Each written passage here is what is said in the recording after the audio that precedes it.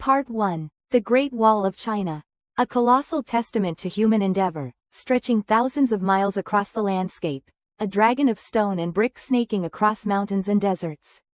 For centuries, we've accepted the narrative. A defensive structure, a bulwark against invaders, a symbol of imperial strength against the barbarian hordes. The wall, we're told, kept the outsiders out. But what if the story we've been told is incomplete? What if the true purpose of the Great Wall was something far more sinister, something kept hidden, whispered only in the darkest corners of forgotten libraries and crumbling temples? What if the wall wasn't built to keep something out, but to keep something in? The accepted historical narrative presents a tidy picture. Nomadic tribes, driven by the harsh realities of the steppes, raiding settled agricultural communities within the burgeoning Chinese empires. The wall, a logical response, a physical manifestation of the desire for security, for peace. Yet, this explanation, while seemingly sufficient, fails to address several perplexing anomalies, whispers of a different truth buried beneath the weight of conventional wisdom. The sheer scale of the wall, for instance. A project of such monumental proportions, spanning dynasties and consuming vast resources, for protection alone? Perhaps. But consider the placement of certain sections, seemingly illogical from a defensive standpoint, cutting through inhospitable terrain, seemingly protecting nothing of strategic value. Consider the inward-facing battlements, the fortifications designed not to repel attackers from the outside, but to prevent escape from within. These inconsistencies, like faint cracks in a seemingly impenetrable facade, hint at a darker, more unsettling purpose. The earliest sections of the wall, dating back centuries before Christ, are particularly intriguing. These weren't grand, interconnected fortifications, but rather smaller, disparate structures, scattered across the landscape. Were these truly meant to stop large-scale invasions? Or did they serve a different function, perhaps containing something within specific areas, isolating pockets of something?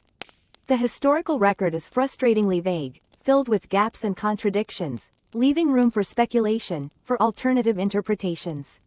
Ancient texts speak of strange phenomena, of unnatural occurrences in the lands beyond the nascent wall. Legends whispered of creatures unlike any known to man, of powerful entities residing in the desolate regions, entities that needed to be contained, not just for the safety of the empire, but perhaps for the safety of the world. The very construction of the wall raises questions.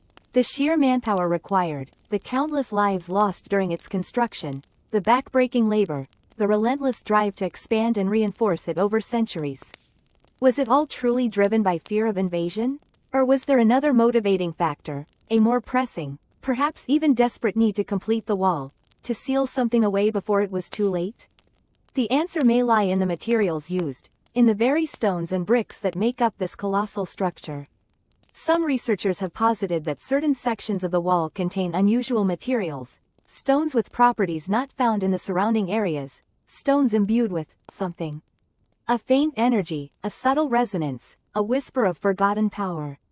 Were these materials chosen for their structural properties alone, or did they possess other, more esoteric qualities, qualities essential for containing whatever lay beyond? The stories persist, passed down through generations, whispers of strange occurrences near the wall. Unexplained lights in the night sky, bizarre sounds emanating from the desolate regions beyond, whispers of creatures seen fleetingly, creatures that defied description, that instilled a primal fear in the hearts of those who glimpsed them. These tales, dismissed as folklore, as the ramblings of superstitious peasants, may hold a kernel of truth, a glimpse into the true purpose of the wall. Could it be that the wall wasn't merely a defensive structure, but a cage, a prison built to contain something ancient and powerful, something that needed to be kept separate from the world of men? The idea is unsettling, a chilling reinterpretation of a familiar landmark. But as we delve deeper into the mysteries surrounding the Great Wall, as we examine the anomalies, the inconsistencies, the whispers of forgotten lore, we begin to see a different picture emerge. A picture far more complex, and far more terrifying, than the one we've been told. The wall, a symbol of protection, may in fact be a symbol of containment, a silent testament to a secret history, a history that has been deliberately obscured, buried beneath layers of misinformation and deliberate misdirection. A history that, if revealed, could shatter our understanding of the past, and perhaps even threaten our future.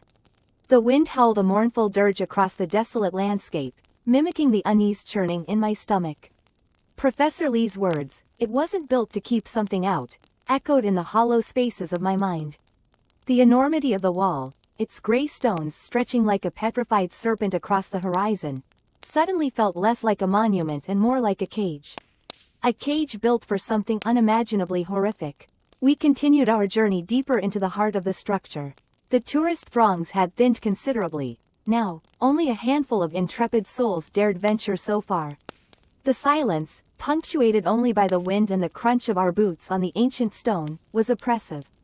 It pressed in on me, a physical weight against my chest. I glanced at Professor Lee. He seemed oblivious to the growing dread, his gaze fixed on the intricate carvings that adorned the wall's inner surface. "These carvings," he muttered, tracing a particularly intricate pattern with a gloved finger, "they're not decorative. They're wards." "Wards?" I asked, my voice barely a whisper. "Ancient protective symbols," he explained, his eyes gleaming with an unsettling intensity. "Meant to contain something." He trailed off, his gaze drifting to the darkened passage ahead. The passage was narrow, barely wide enough for two people to walk abreast. The air grew noticeably colder as we entered, a chilling dampness clinging to the stones. The light from the setting sun struggled to penetrate the gloom, casting long, dancing shadows that played tricks on my eyes. I felt a primal fear begin to grip me, a deep-seated instinct telling me to turn back, to flee from this place of oppressive silence and encroaching darkness. We walked for what felt like an eternity, the only sound the rhythmic tap of Professor Lee's cane against the stone floor. The carvings on the walls grew more frequent, more complex, twisting into grotesque shapes that seemed to writhe in the flickering light. Some depicted monstrous figures with elongated limbs and gaping maws. Others were abstract swirls and spirals that seemed to bore into my very soul.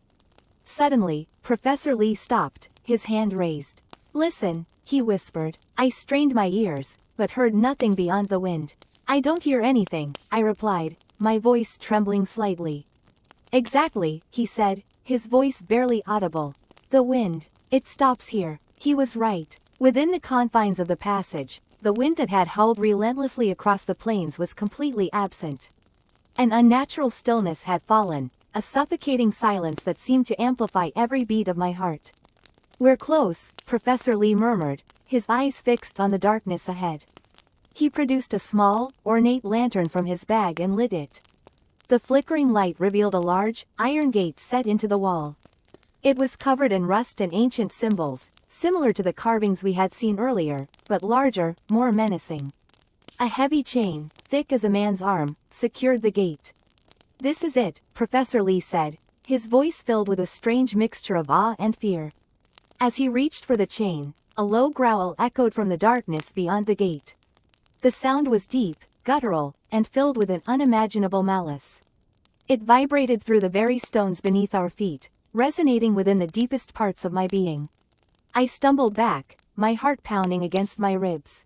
"What was that?" I gasped. Professor Lee ignored me, his hand trembling as he fumbled with the chain. With a loud clang, the chain fell to the ground. The gate creaked open, revealing a pitch-black abyss. The growl came again, closer this time, accompanied by a scratching sound that sent shivers down my spine. "Professor, we need to leave," I pleaded, my voice cracking with terror. He turned to me, his eyes wide and unseeing. "No," he whispered, his voice hoarse. "We must see. We must understand." He stepped towards the darkness, the lantern held high. The scratching sound intensified, accompanied now by a low, rhythmic chanting that seemed to emanate from the very walls themselves. I hesitated, torn between the primal urge to flee and a morbid curiosity that held me rooted to the spot. The chanting grew louder, weaving its way into my consciousness, a hypnotic drone that seemed to beckon me forward. With a deep breath, I stepped across the threshold and into the darkness. The gate swung shut behind me with a deafening clang, plunging us into absolute blackness. The lantern flickered, casting grotesque shadows that danced and swirled around us. The growling, the scratching, the chanting, it all seemed to close in, pressing against me from all sides. Then, the lantern sputtered and died, leaving us in complete and utter darkness. A chilling whisper, close to my ear, sent a wave of pure terror through me. "Welcome," it hissed, "to the inside." The silence after the scream was worse. A thick, oppressive blanket that smothered even the rustling wind. Lin's hand, clammy and cold, tightened around mine. We stood frozen, staring at the empty patch of scrub where Lao Chen had vanished. The only evidence he'd ever been there was the faint, lingering scent of sweat and fear. "We have to go back," Lin whispered, her voice barely audible. I shook my head, my throat too tight to form words. We couldn't go back, not without Lao Chen, not when we had no idea what had taken him. The sun, a sickly yellow orb, began to dip below the horizon, painting the sky in hues of bruised purple and blood orange. The lengthening shadows seemed to writhe and twist, taking on grotesque shapes in my peripheral vision. The wind picked up, whistling through the cracks in the wall, a mournful, almost human sound. We continued along the wall, the silence broken only by the crunch of gravel beneath our boots and our ragged breathing. Each step felt heavier than the last, each shadow a potential hiding place for whatever it was that had snatched Lao Chen. We found another watchtower, smaller and more dilapidated than the last. The wooden door hung askew, revealing a dark, gaping maw within. Lin hesitated, her eyes wide with fear. "We need shelter," I said, trying to sound braver than I felt. "Just for the night." We entered cautiously, our flashlights cutting through the dust-filled air. The tower was a single room, the walls covered in faded murals depicting fantastical creatures and scenes of ancient battles. One mural, however, caught my attention. It depicted a colossal, serpentine creature, its scales shimmering like obsidian, its eyes burning with malevolent intelligence. It was coiled around a mountain, its massive form dwarfing the surrounding landscape. Beneath the creature, tiny figures, presumably humans, prostrated themselves in fear. "What is that?" Lin whispered, her voice trembling. I don't know," I replied, feeling a chill crawl down my spine. We searched the tower, finding nothing but dust, cobwebs, and the lingering sense of unease. We barricaded the door with a rotted wooden beam and huddled together in a corner, our flashlights casting flickering shadows on the walls. The night stretched on, an eternity of whispered anxieties and jump scares at every creak and groan of the ancient structure. The wind howled relentlessly, its voice morphing into whispers, then into guttural growls. I kept seeing the creature from the mural in my mind's eye, its burning gaze fixed on me. Just as I thought I might succumb to exhaustion, a sound pierced the howling wind. A low, rhythmic thumping, like a giant heart beating. It seemed to be coming from beyond the wall, from the vast, unexplored wilderness that stretched towards the horizon. Lin squeezed my hand, her eyes wide with terror. "What is that?" she whispered again, her voice barely a breath. I shook my head, unable to answer. The thumping grew louder, closer, resonating through the very foundations of the tower. The ground beneath us began to vibrate. Suddenly, a blood-curdling shriek echoed through the night, followed by a sickening crunch. It was a sound I would never forget, the sound of something large and powerful tearing flesh from bone. Lin buried her face in my shoulder, her body trembling uncontrollably. I held her tight, trying to offer comfort, but my own fear was a suffocating presence. The thumping stopped. The shriek faded into the wind. The silence that followed was even more terrifying than the noise. It was the silence of anticipation, the silence of a predator waiting for its prey to make a mistake. We stayed huddled in the corner, barely daring to breathe, until the first rays of dawn filtered through the cracks in the walls. The light, weak as it was, offered a small measure of comfort. We cautiously removed the barricade and stepped out into the pale morning light. The landscape was bathed in an ethereal glow, the shadows receding like vanquished ghosts. But the sense of dread remained, heavy and oppressive. We followed the wall, our eyes scanning the surrounding terrain. We didn't speak, the horror of the night still fresh in our minds. Then, we saw it. A trail of blood, dark and viscous, leading away from the wall, disappearing into the vast, unknown wilderness. It was Lao Chen's blood. We knew it. Beside the blood trail, we found something else. A single, obsidian scale, shimmering like polished jet. It was larger than my hand, razor sharp along its edges. I picked it up, turning it over in my fingers. The scale was cold, almost unnatural. As I held it, I felt a wave of nausea wash over me, a deep, primal fear that resonated within the very core of my being. We knew then, without a shadow of a doubt, that the Great Wall of China wasn't built to keep something out. It was built to keep something in. And whatever that something was, it was now free. The silence that followed Lao Chen's chilling tale hung heavier than the humid night air. The wind seemed to whisper secrets through the crumbling battlements, each gust a ghostly sigh against the ancient stones.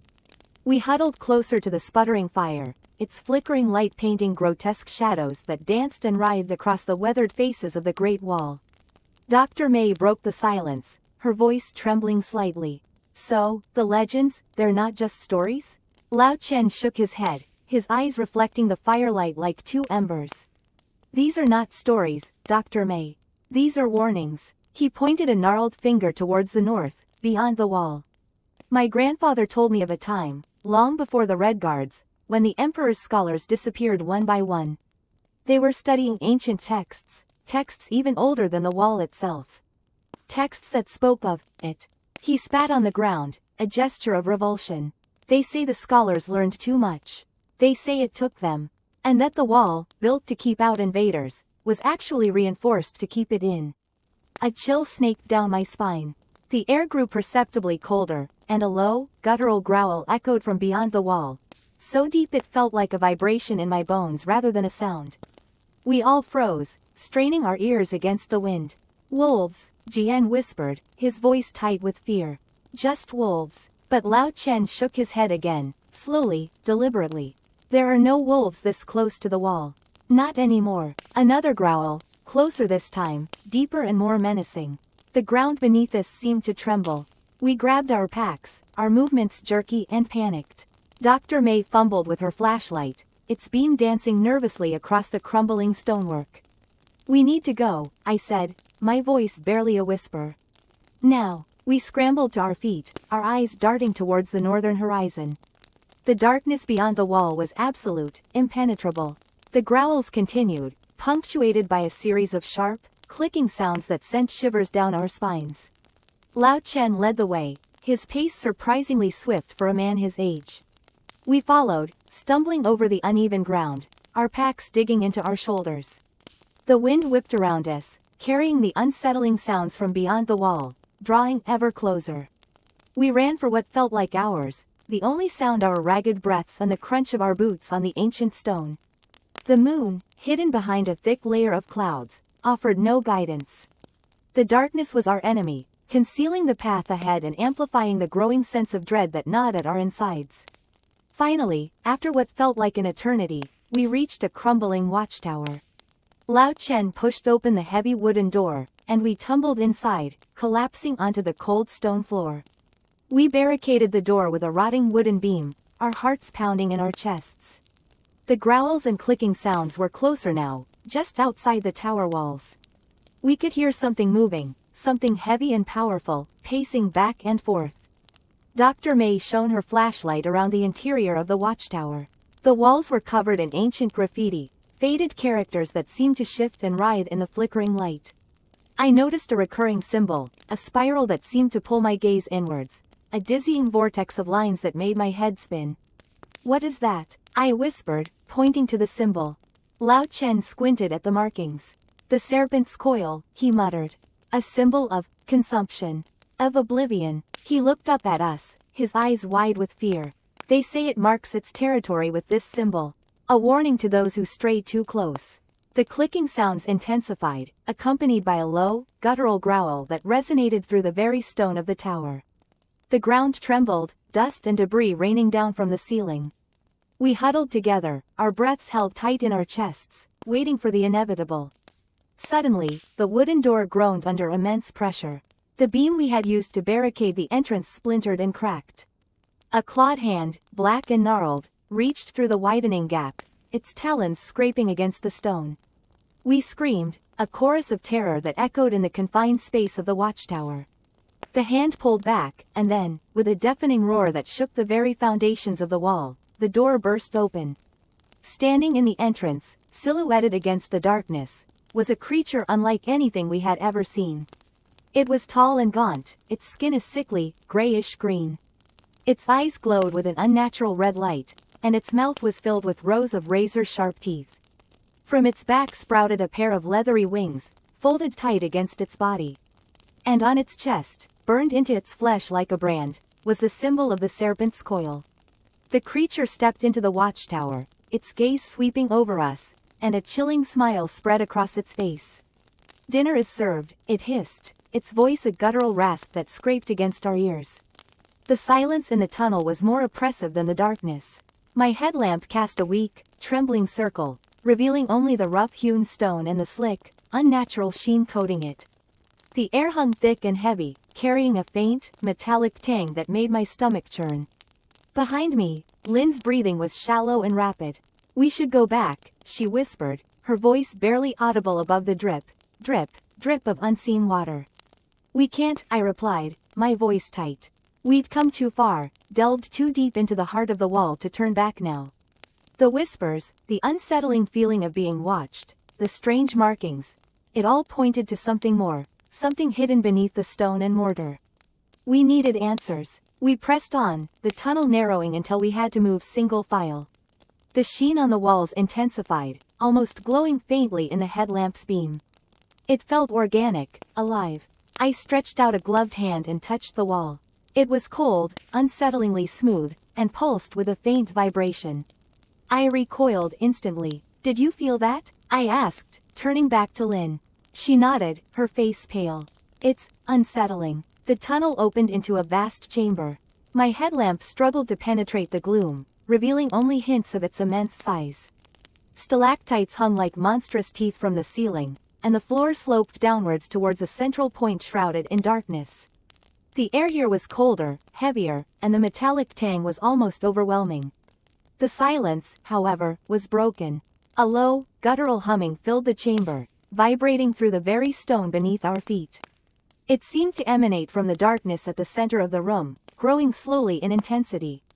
"What is that?" Lynn whispered, her hand gripping my arm tightly. I shook my head, fear tightening its icy grip around my heart. I had no answers. We moved cautiously down the slope, the humming growing louder, the air thicker. The ground underfoot became soft, yielding slightly with each step. I swept my headlamp across the floor, and my blood ran cold. The ground wasn't earth or stone. It was a thick, viscous fluid, dark and shimmering like oil. And embedded within it were bones. Human bones, hundreds of them, arranged in intricate patterns that spiraled towards the center of the chamber. Some were ancient, bleached white and brittle, while others were more recent, still bearing scraps of flesh and clothing. Lynn gasped, covering her mouth with her hand. I felt bile rising in my throat. This wasn't a wall, it was a tomb. A monstrous, ancient ossuary. As we reached the bottom of the slope, the humming intensified, becoming a deep, resonant drone that vibrated through our very bones. The darkness at the center of the chamber began to shift, to coalesce.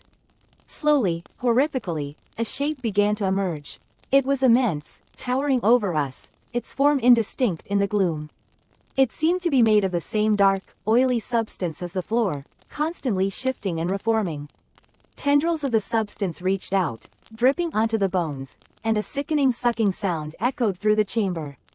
The humming became a chant, low and guttural, spoken in a language I'd never heard before, yet somehow understood. It spoke of hunger, of ancient pacts, of a power held in check for millennia. The shape pulsed, and 2 points of light ignited within its darkness.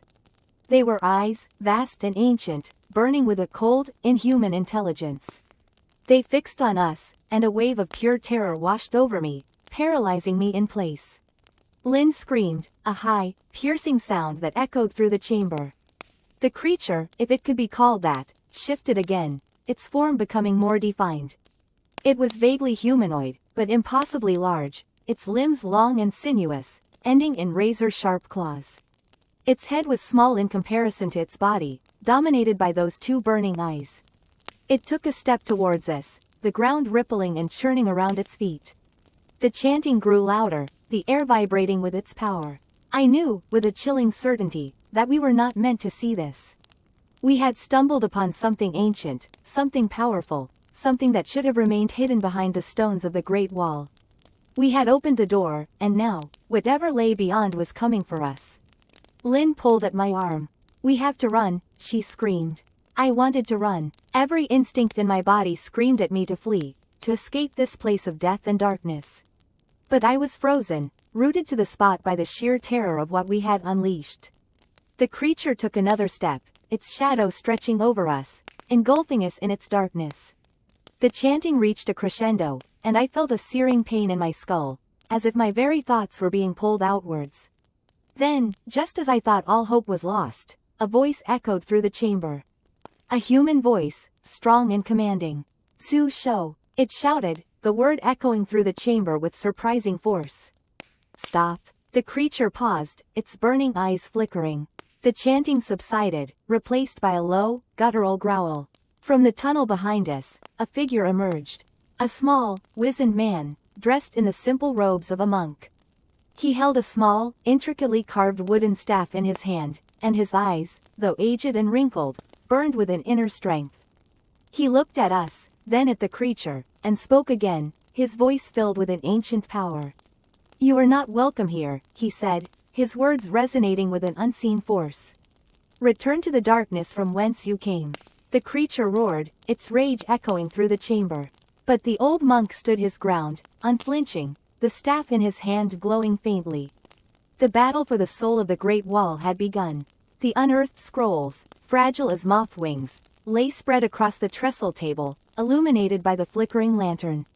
The symbols, unlike any known language, snaked across the parchment, a chilling calligraphy that seemed to pulse with a hidden energy. Lin, the historian, traced one with a trembling finger. These aren't just warnings, he whispered, his voice hoarse. They're, please. General Wei, his face etched with grim determination, leaned closer. Please for what, Lin? For containment, for salvation, for the world outside the wall to forget what lies within. He pointed to a recurring symbol, a spiral surrounded by jagged lines. This represents the Chizhe, the Devourers. The air in the tent grew colder, the lantern lights seeming to dim. Outside, the wind howled, a mournful sound that echoed the rising fear in their hearts. The whispers had begun again, softer now, almost seductive. Devours? Wei's voice was tight. What do they devour? Lin shook his head, his eyes wide with a terror that went beyond the scroll's cryptic warnings. Not flesh, General, not blood. They devour hope, memory, the very essence of what makes us human. The following days were a blur of frantic activity.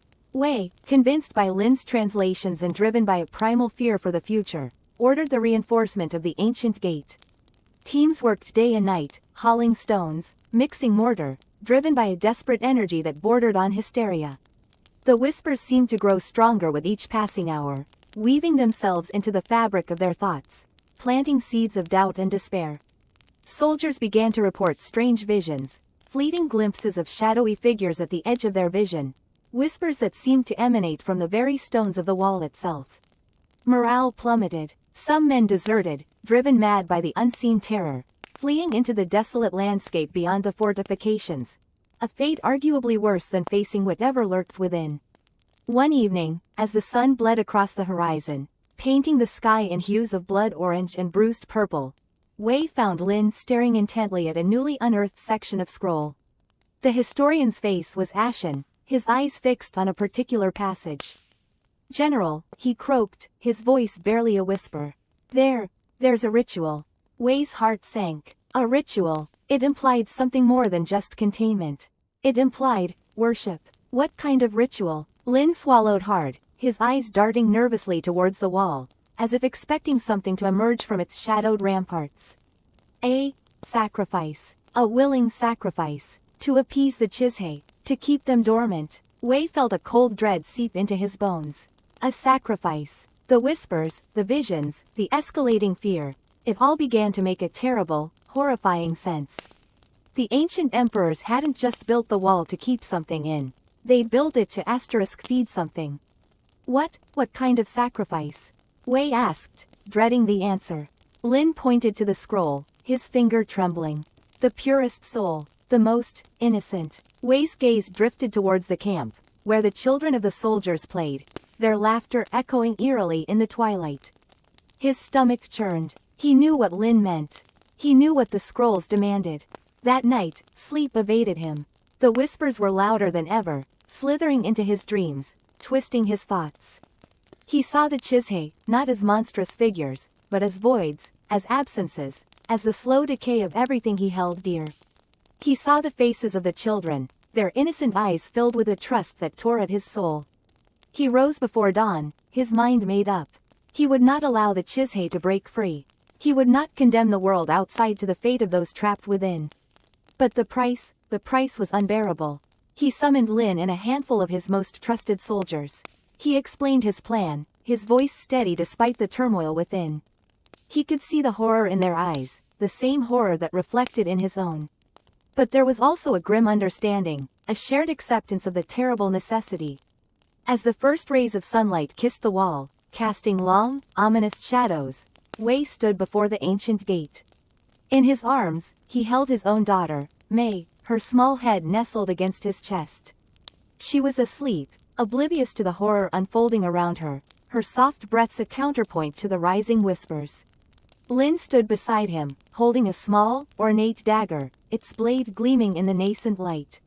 The ritual demanded the sacrifice be made by a hand untainted by the Chiche's influence. A hand that had never ventured beyond the wall.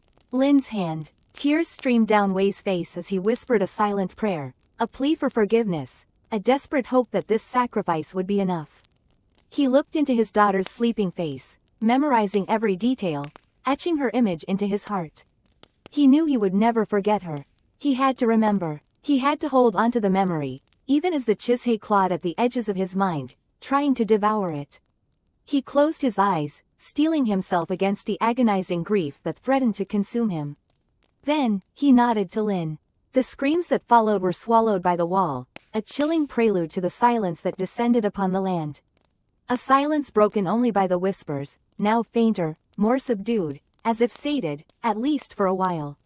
The silence after the scream was deafening. It pressed against my eardrums, a physical force that made me sway. Lin's face was etched with horror, his eyes wide and unblinking, staring at the spot where the soldier had vanished. I followed his gaze, but saw nothing but the unwavering, impenetrable wall stretching into the swirling dust devils. What was that? My voice was a choked whisper, barely audible above the rising wind. Lin didn't answer. He just slowly, deliberately, pulled his rifle from his back, the metallic click echoing in the unnatural quiet. He gestured for me to stay back, his hand trembling almost imperceptibly. He approached the wall, his boots crunching on the frost-covered ground, the only sound for what felt like an eternity. He stopped a few feet from where the soldier had stood, his rifle raised. He scanned the base of the wall, his eyes flitting back and forth, searching. He crouched down, his hand brushing against the cold stone. He then straightened up, his face paler than the dust that swirled around us. There's nothing, he whispered, his voice hoarse. No blood, nothing. A shiver ran down my spine, colder than the biting wind. It wasn't just the disappearance, the sudden, inexplicable vanishing of a man. It was the lack of any trace, the clean slate the wall presented, as if it had swallowed him whole and erased any evidence. We spent the next few hours searching, or rather, Lin searched, while I tried to suppress the rising panic that clawed at my throat. The sun began to dip below the horizon, painting the sky in hues of bruised purple and blood orange, casting long, distorted shadows that danced and writhed like grotesque figures. The wind howled, carrying with it a faint, high-pitched whine that seemed to bore into my skull. We found nothing. As darkness descended, the temperature plummeted, and the wind intensified, whipping the dust into a frenzy. We retreated to the relative safety of the jeep, the silence inside broken only by the rattling of the wind against the metal frame. Lin sat behind the wheel, his hands gripping it tightly, his knuckles white. He stared straight ahead, his eyes fixed on the looming wall, a dark, monolithic presence against the darkening sky. He hadn't spoken a word since the soldier's disappearance, his silence heavier than the oppressive darkness that enveloped us. "We need to leave," I finally said, the words cracking in the dry air. "We need to report this." Lin slowly turned his head, his eyes meeting mine. The flickering light of the dashboard cast strange shadows on his face, making him look gaunt and hollow-eyed. "Report what?" he said, his voice flat and emotionless. "That a man vanished into thin air?" They won't believe us. They'll think we're crazy. He was right. Who would believe such a story? A story of a wall that swallowed men whole, leaving no trace? A story of whispers in the wind and shadows that danced in the periphery? But we can't just. I started to say, but the words died in my throat. What could we do? We were trapped, not by the wall itself, but by the fear of what it concealed, the fear of the unknown that lurked just beyond our perception. Lin started the engine, the roar a welcome intrusion in the oppressive silence. He turned the Jeep around, away from the wall, away from the mystery that had consumed us. As we drove, I kept looking back, drawn to the imposing structure that loomed in the distance, a silent sentinel against the star-studded sky. The wind howled, and above its mournful cry, I thought I heard it again, the faint, high-pitched whine, now closer, more insistent. I strained my ears, trying to pinpoint its source, but it seemed to come from everywhere and nowhere at once. Lin suddenly slammed on the brakes, the Jeep skidding to a halt. He turned to me, his eyes wide with a terror I had never seen before. "Listen," he whispered, his voice barely audible above the wind. I held my breath, listening. At first, I heard only the wind, the relentless, howling wind. But then, beneath it, I heard it too. A low, guttural growl, deep and resonant, like the rumbling of the earth itself. It grew louder, closer, vibrating through the Jeep, through my very bones. Lin fumbled with his rifle, his hands shaking uncontrollably. He pointed it towards the wall, his body tense, ready. The growling intensified, morphing into a series of sharp, guttural barks, echoing across the desolate landscape. And then, in the distance, silhouetted against the faint glow of the moon, I saw them. Shapes, dark and indistinct, moving swiftly along the top of the wall. Too many to count, too fast to focus on. Lin fired his rifle, the shots echoing in the night, but the shapes didn't falter. They continued their relentless advance, their barks growing louder, more frenzied. They were coming, and whatever they were coming for us. Part 8. The Whispering Sands.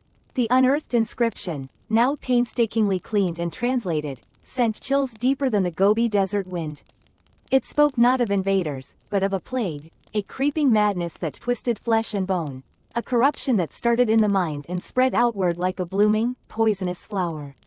The wall, the inscription claimed, wasn't built to keep something out, but to contain the Taowu, the twisted ones. The implications hung heavy in the air, suffocating us. We stared at the ancient characters, etched into the stone as if clawing to escape. Professor Lee, normally stoic and academic, seemed to shrink before our eyes. He mumbled something about folklore, superstition, but his voice lacked conviction. We had all seen the withered corpse in the cave, the unnatural contortion of its limbs. Superstition couldn't explain that. We pressed on, the wall our only guide. The landscape shifted, the rocky terrain giving way to undulating dunes of fine, whispering sand. The wind picked up, whipping the grains into swirling vortexes that danced around us like spectral dervishes. The wall itself seemed to sink into the sand, its immense bulk swallowed by the shifting landscape, only the highest parapets visible above the dunes. The whispering of the wind intensified, morphing into a low, guttural hum that resonated deep in our chests. It wasn't the sound of wind, but something more organic. A low, collective moan, like the lament of 1,000 tortured souls. "Do you hear that?" Lin whispered, her eyes wide with fear. We all heard it. The sound seemed to burrow into our minds, a constant, throbbing presence. It played tricks on our senses, making the already unsettling landscape even more surreal.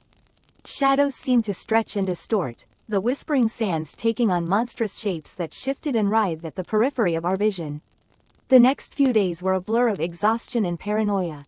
We trudged through the endless dunes, the whispering never ceasing, the monstrous shapes in the sand always just out of reach, teasing us, taunting us. We rationed our dwindling supplies, the weight of our packs a constant reminder of our vulnerability. Sleep became a luxury we could barely afford, the whispering morphing into nightmares of twisted limbs and hollow eyes. One evening, as the sun dipped below the horizon, painting the sky in hues of blood orange and bruised purple, we stumbled upon a section of the wall that had been completely submerged by the sand. A single, crumbling watchtower poked out like a skeletal finger pointing towards the sky. Drawn by a morbid curiosity, we began digging. The sand was loose and yielded easily to our shovels. Within minutes, we had unearthed a small, arched doorway, sealed with a heavy stone slab. The whispering intensified, the guttural hum vibrating through the very ground beneath our feet. We exchanged uneasy glances. Should we open it? What if the inscription was true? What if we unleashed something we couldn't control? Professor Lee, his face pale and drawn, stepped forward. "We have to know," he said, his voice barely a whisper above the wind. With a combined effort, we heaved the stone slab aside.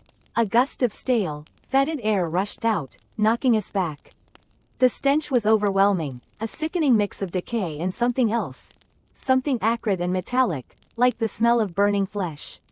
We held our breath and peered into the darkness. The chamber beyond was small and circular, the walls lined with shelves stacked high with clay jars.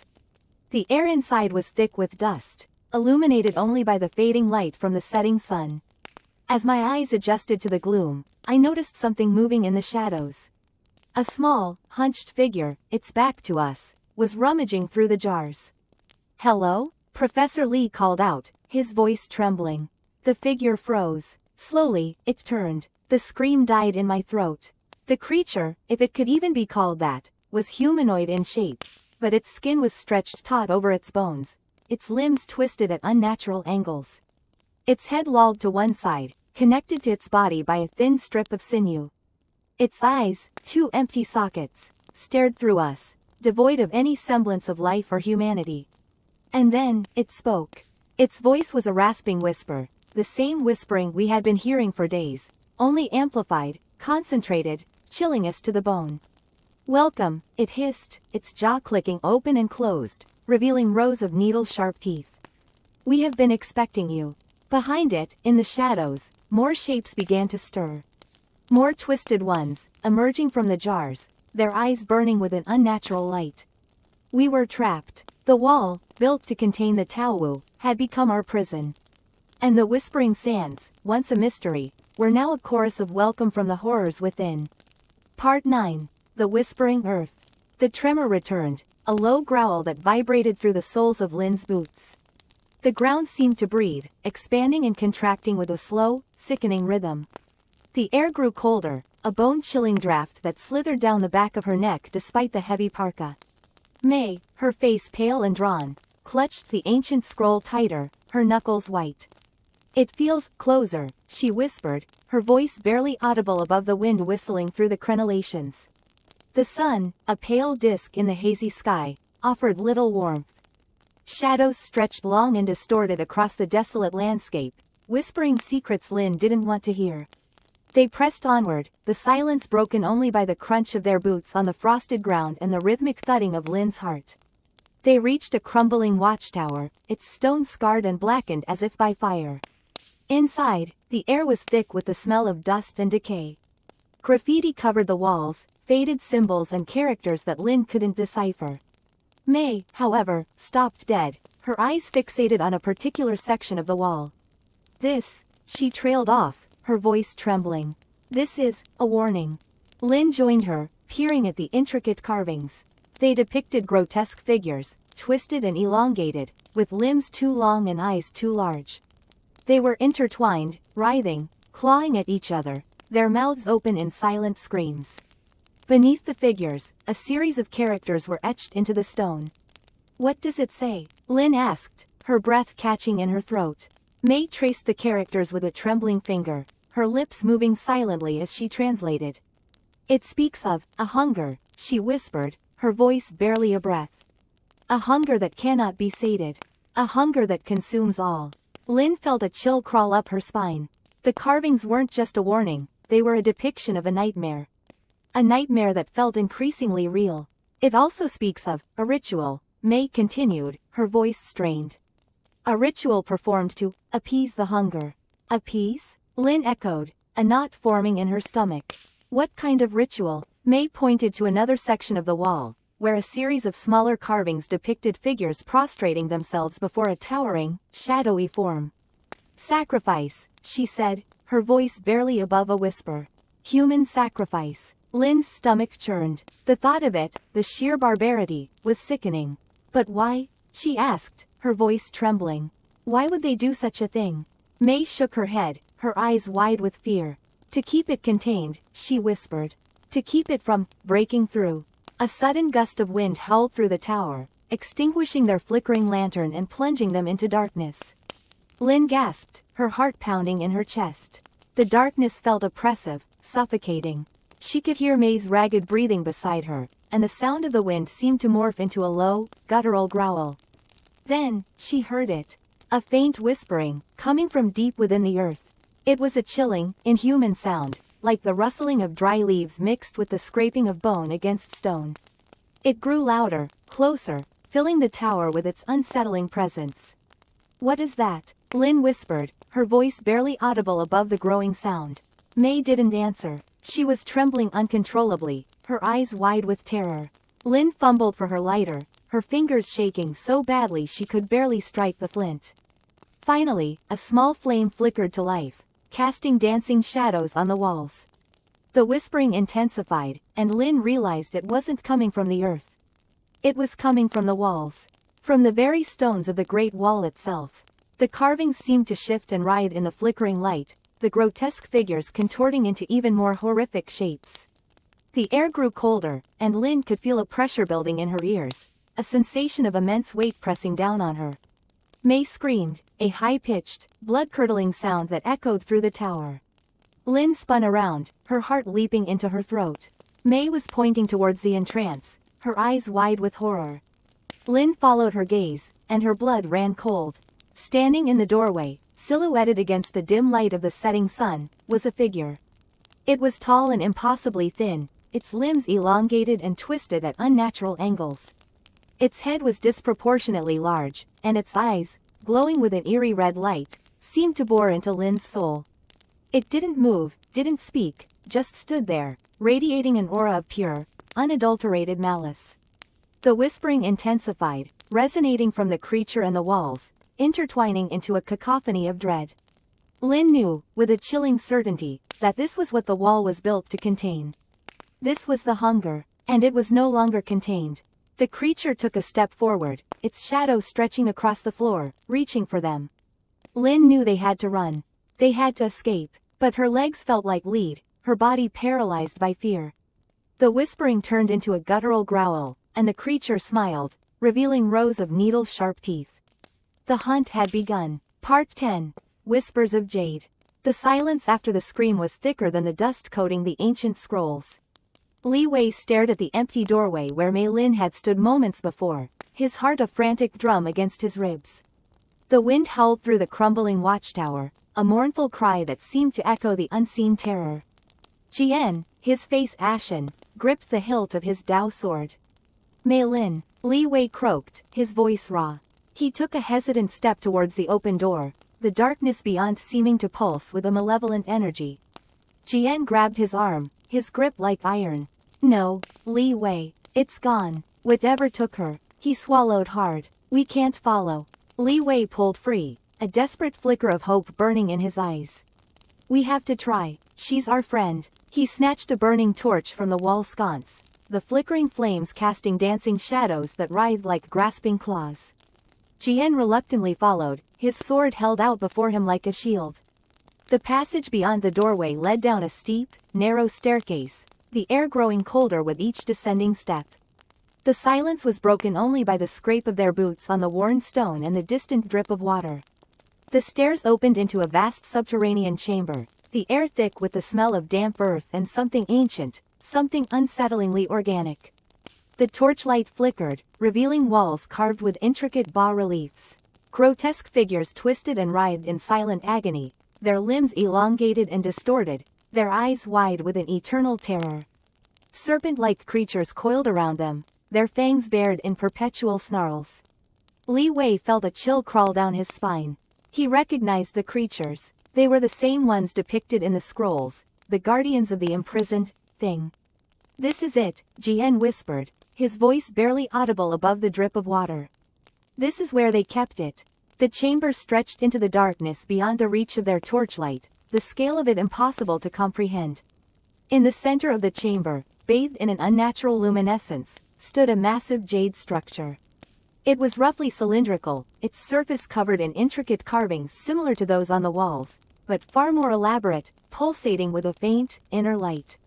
As they drew closer, Li Wei could hear a faint whisper, like the rustling of silk against skin.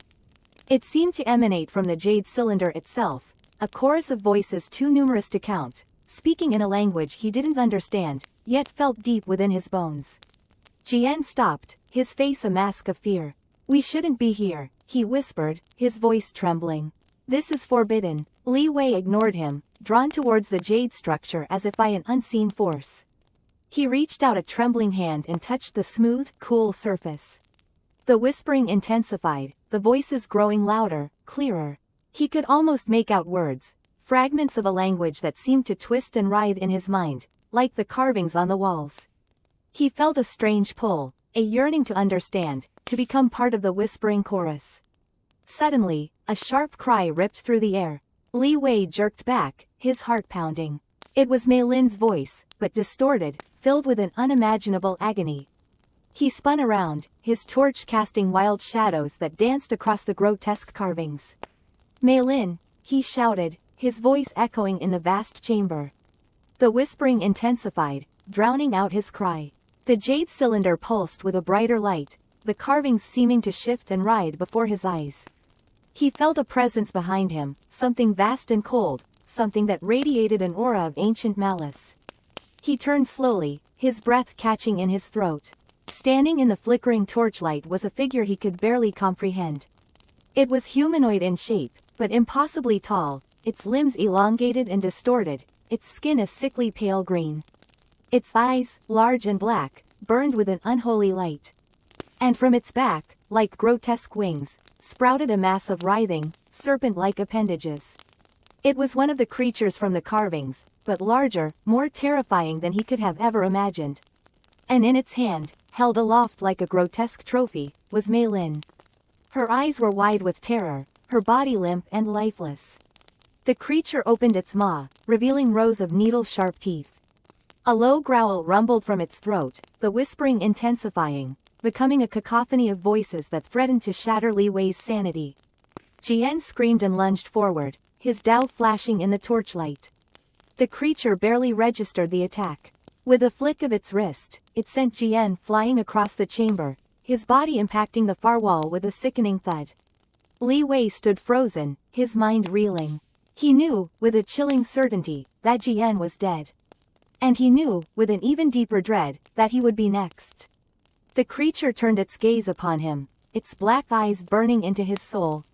The whispering reached a crescendo, the voices coalescing into a single word, spoken in a language that chilled him to the bone. "Join us." The drone's feed flickered, the image of the skeletal, multi-limbed creature blurring into static. A chill, deeper than the biting desert wind, snaked down Lin's spine.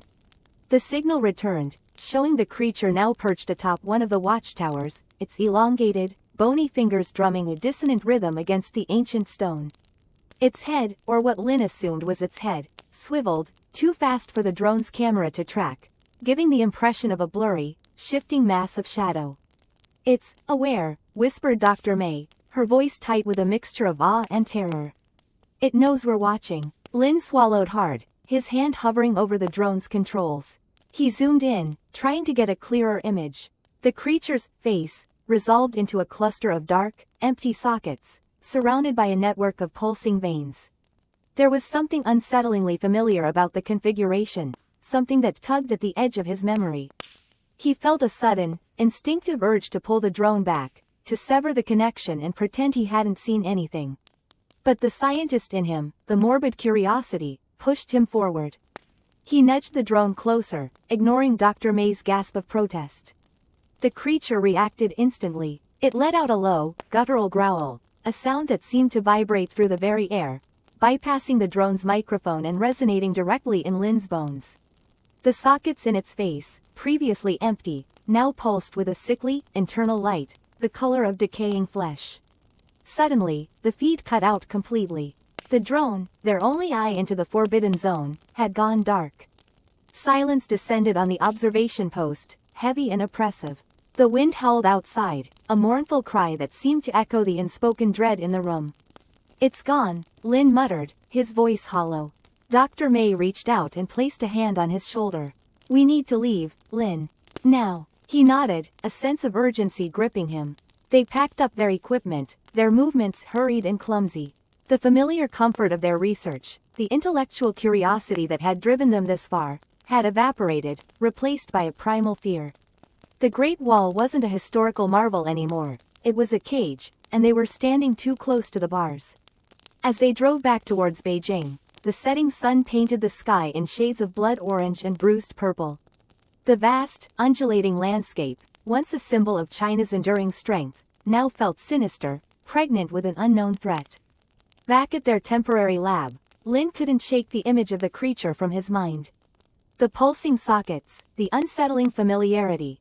He pored over ancient texts, scrolls depicting mythical beasts and forgotten deities. He found nothing that matched exactly, but certain elements resonated: the multi-limbed form, the absence of a discernible mouth, the association with darkness and decay. Then he stumbled upon a passage in a particularly obscure text, a text considered by many to be pure folklore. It described a being called the Bone Weaver, a creature of immense power, imprisoned within the earth by the first emperors. It spoke of the weaver's ability to manipulate the very fabric of reality, to warp flesh and bone into grotesque parodies of life. It described the creature's hunger, not for flesh or blood, but for stories, for memories, for the very essence of human experience. And it warned that the weaver's prison was weakening, that its influence was seeping back into the world. Lin felt a cold dread wash over him. The description, though fantastical, resonated with what he had seen. The creature's drumming on the watchtower, its seemingly sentient awareness of their observation. It was as if it were trying to communicate, to reach out and touch their minds. He showed the passage to Dr. May. She read it slowly, her face paling with each line. This is insane, she whispered. It can't be true. I know it sounds unbelievable, Lin replied, his voice strained. But what if it is? What if the wall wasn't built to keep something out, but to keep it in? Suddenly, a sharp, metallic scraping sound echoed from outside the lab. They both froze, their hearts pounding in their chests. The sound came again, closer this time, accompanied by a low, guttural growl that sent shivers down Lin's spine. He recognized that sound. It was the sound he had heard through the drone's feed, the sound that had bypassed the microphone and resonated deep within his bones. Lin looked at Dr. May, his eyes wide with terror. The Bone Weaver had found them. And the Great Wall, their supposed protector, was thousands of miles away. The whispers were louder now, a constant susurrus that seemed to vibrate the very air. They weren't words, not exactly, more like the rustling of 1,000 wings, the slithering of countless scales, and the low, guttural humming of something immense. The further we descended into the earth, the more oppressive the darkness became, broken only by the flickering beams of our headlamps, which seemed to be swallowed by the vastness around us. The tunnel, once smooth and eerily perfect, now bore the marks of age and decay. Sections of the wall were crumbling, revealing glimpses of the earth beyond, a dark, reddish soil that looked strangely alive. I could almost feel it breathing, a slow, rhythmic pulse that echoed the whispers in my ears. Professor, Lin whispered, his voice strained. I don't like this. We should go back. Professor Wei, however, seemed oblivious to Lin's fear, his eyes fixated on the markings carved into the tunnel walls. They were intricate and unsettling, depicting strange, elongated figures with multiple limbs and gaping maws filled with needle-sharp teeth. Some of the figures seemed to be engaged in rituals, others were depicted being devoured by something even more monstrous, something that lurked just beyond the edges of the carvings, shrouded in shadow. This changes everything, the professor murmured, his hand tracing the outline of one of the figures. These aren't just warnings, they're instructions. Instructions for what? I asked, my voice a little higher than I intended. The professor didn't answer. He simply continued down the tunnel, his headlamp beam dancing over the grotesque carvings. Lin and I exchanged a worried glance and followed, the whispers growing louder with each step. The tunnel eventually opened into a vast cavern, the scale of which was truly breathtaking. Our headlamps were inadequate to illuminate its full extent, but we could see that it stretched far beyond the limits of our vision, disappearing into the impenetrable darkness. The air was thick with the smell of decay and something else, something acrid and metallic, like the smell of blood.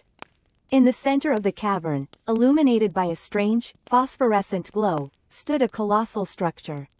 It was unlike anything I had ever seen before, a towering ziggurat built from the same black stone as the tunnel walls, but on a scale that dwarfed even the Great Wall itself. The surface of the ziggurat was covered in the same unsettling carvings we had seen in the tunnel, but here they were larger, more detailed, and pulsating with the same eerie light. As we approached the ziggurat, the whispers intensified, becoming almost unbearable. I felt a pressure building in my ears, a tightness in my chest, and a growing sense of dread that threatened to overwhelm me. "What is this place?" Lin asked, his voice barely a whisper. The professor didn't answer. He was transfixed by the ziggurat, his eyes wide with a mixture of awe and terror. He slowly reached out and touched the surface of the structure, his fingers tracing the outline of one of the carvings. As his fingers made contact with the stone, the phosphorescent glow intensified, and the whispers erupted into a deafening roar. The ground beneath our feet began to tremble, and cracks appeared in the surface of the ziggurat, revealing glimpses of something moving within. Suddenly, a section of the ziggurat collapsed, revealing a gaping maw filled with darkness. From within the darkness, a single, enormous eye opened, its pupil a slit of pure malevolence. The eye fixed on us, and I felt a wave of pure terror wash over me, a terror so profound that it threatened to paralyze me completely. The professor, however, seemed unaffected by the eye's gaze. He stepped towards the opening, a strange, almost ecstatic expression on his face. "I understand now," he whispered, his voice trembling with excitement. They weren't trying to keep something in. They were trying to keep something satisfied. He turned to us, his eyes gleaming with a feverish light. The sacrifices, the rituals, they were all part of it. A way to appease the entity within. He gestured towards the opening in the ziggurat, a wide, unsettling smile spreading across his face. "And now, it's time for the next offering." Before Lin or I could react, the professor lunged forward and threw himself into the darkness. A blood-curdling scream echoed from within the ziggurat, followed by a sickening crunch, and then, silence. Lin and I stood there, frozen in horror, the silence broken only by the faint, rhythmic pulse of the earth beneath our feet. The eye within the ziggurat slowly closed, and the phosphorescent glow faded, leaving us alone in the oppressive darkness. We knew, with a chilling certainty, that we were not alone in the cavern. Something was still there, something ancient and malevolent, and it was waiting. We had disturbed its slumber, and now, we would pay the price. The whispers began again, softer now, but somehow even more menacing. They were no longer whispers of warning, but whispers of anticipation. The wind howled a mournful dirge across the desolate plains, mimicking the gnawing emptiness in Jian's stomach. The crumbling watchtower offered meager protection from the biting cold and the oppressive sense of dread that clung to them like a shroud. Below, the fractured landscape stretched towards the monstrous wall, a jagged scar against the bruised twilight sky. Lin, his face etched with a haunted exhaustion, huddled deeper into his threadbare coat, muttering a prayer under his breath. Mei Lin remained stoic, her gaze fixed on the distant flickering lights that marked the abandoned research facility, their only hope. "We need to move," Jian said, his voice raspy, forcing down the fear that threatened to choke him. The encounter with the emaciated creature, its eyes burning with an unholy light, had shaken him to his core. It wasn't merely the physical horror, but the chilling emptiness behind those eyes, a void that reflected the desolate landscape and whispered of an ancient, unfathomable evil. They descended the crumbling stairs, each step echoing the uncertain rhythm of their hearts. The air grew colder, the darkness deeper as they neared the facility. The flickering lights seemed to dance and sway, mocking their slow progress across the treacherous terrain. Jian couldn't shake the image of the creature, its skeletal fingers reaching, its rasping breath a chilling prelude to what waited within the wall. The research facility, a testament to forgotten ambition and scientific hubris, loomed before them like a skeletal embrace. Its metal framework, rusted and twisted, groaned under the relentless wind. Broken windows gaped like empty eye sockets, offering glimpses of the darkness within. The main entrance, a massive reinforced steel door, lay ajar, a silent invitation to a desolate tomb. Lin crossed himself again, his whispered prayer lost in the wind. Mei Lin, ever pragmatic, drew her antiquated pistol, its worn grip a comforting weight in her hand.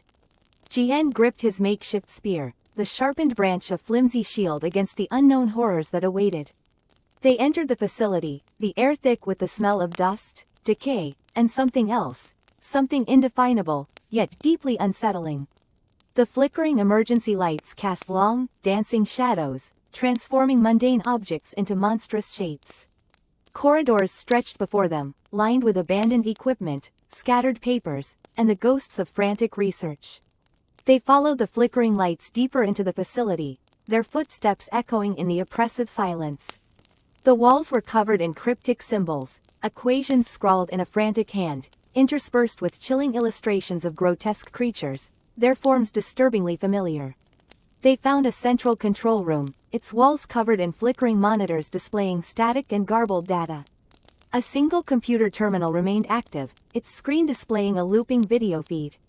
They watched in horrified fascination as the footage revealed a group of researchers, their faces pale with terror, huddled in a corner as the floor beneath them began to crack. The camera shook violently, the image distorted as something vast and writhing, emerged from the fissure. The feed cut to static, leaving them with the chilling echo of screams and the lingering sense of impending doom. They knew, Lin whispered, his voice trembling. They knew what was inside. Mei Lin remained silent, her gaze fixed on the dead screen. Her eyes narrowed, focusing on something beyond their view. Listen, she whispered. A low, guttural growl echoed from the depths of the facility, vibrating through the metal framework, resonating in their bones. It was a sound that defied description, a primal sound that spoke of unimaginable age and unfathomable hunger. It's coming, Jian said, his voice barely a whisper. The growling intensified, closer now, accompanied by the sickening sound of something large and heavy dragging itself across the floor. The lights flickered violently, threatening to plunge them into darkness. They backed away from the terminal, their weapons raised, their hearts pounding against their ribs. The air grew thick with a palpable sense of dread, a suffocating pressure that made it difficult to breathe. A shadow flickered across the doorway, followed by another, and another. Grotesque shapes began to coalesce in the flickering light, their forms shifting and distorted, like nightmares given flesh. The creatures, their eyes burning with the same unholy light as the emaciated one they had encountered earlier, advanced slowly, their movements deliberate and menacing. Their numbers seemed to multiply, filling the doorway, their growls merging into a cacophony of terror. They were surrounded, trapped within the decaying heart of the abandoned facility, with no escape and no hope. Mei Lin fired her pistol, the sharp crack echoing through the room, momentarily disrupting the creature's advance. One of them stumbled back, its flesh smoking, but the others pressed forward, undeterred. Jian lunged forward, his makeshift spear finding its mark in the chest of one of the creatures. It recoiled, its eyes flickering, but the wound seemed to close almost instantly, the flesh regenerating with unnatural speed. They were fighting a losing battle, their weapons ineffective against these monstrous beings. The creatures pressed in, their claws reaching, their jaws snapping. The air was filled with the stench of decay and the chilling echo of their growls. Hope, a fragile flicker in the darkness, threatened to be extinguished entirely. As the first clawed hand reached for Jian's throat, a deafening roar echoed from the depths of the facility, a sound so powerful it shook the very foundations of the building. The creatures froze, their eyes widening in fear, their growls replaced by whimpers. The roar echoed again, closer now, and with it came a wave of palpable terror, a suffocating pressure that seemed to crush the very air from their lungs. Something far more ancient, far more powerful, had awakened, and it was coming for them all. The tremors intensified, the rhythmic thumping now accompanied by a low growl that resonated through the very ground we stood on. Lin's face, illuminated by the flickering lantern, was a mask of dread. It knows we're here, he whispered, his voice tight with fear. We pressed ourselves against the cold, damp wall of the tunnel, the air thick with the smell of wet stone and something else, something acrid and ancient. The rhythmic thumping quickened, evolving into a thunderous drumming that vibrated through our chests. Dust and small pebbles rained down from the ceiling. We need to move, I hissed, my heart hammering against my ribs.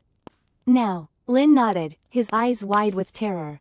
We scrambled to our feet, the lantern swinging wildly, casting grotesque shadows that danced and writhed on the tunnel walls. We ran blindly through the darkness, the deafening drumming chasing us, the growls growing ever closer. The tunnel seemed to stretch on forever, the air growing colder, the darkness more oppressive. I stumbled over loose rocks, the breath catching in my throat, the terrifying sounds echoing around us, amplifying our fear. Suddenly, the tunnel opened into a vast cavern. The lantern light was swallowed by the immense space, revealing only a fraction of its size. Giant stalactites hung from the ceiling like the teeth of some monstrous beast, and the floor disappeared into a swirling mist that glowed with an unnatural luminescence. The drumming stopped, the growls ceased, an eerie silence descended upon the cavern, broken only by the drip, drip, drip of water from the stalactites. The silence was more terrifying than the noise. It was the silence of anticipation, the silence before the predator strikes.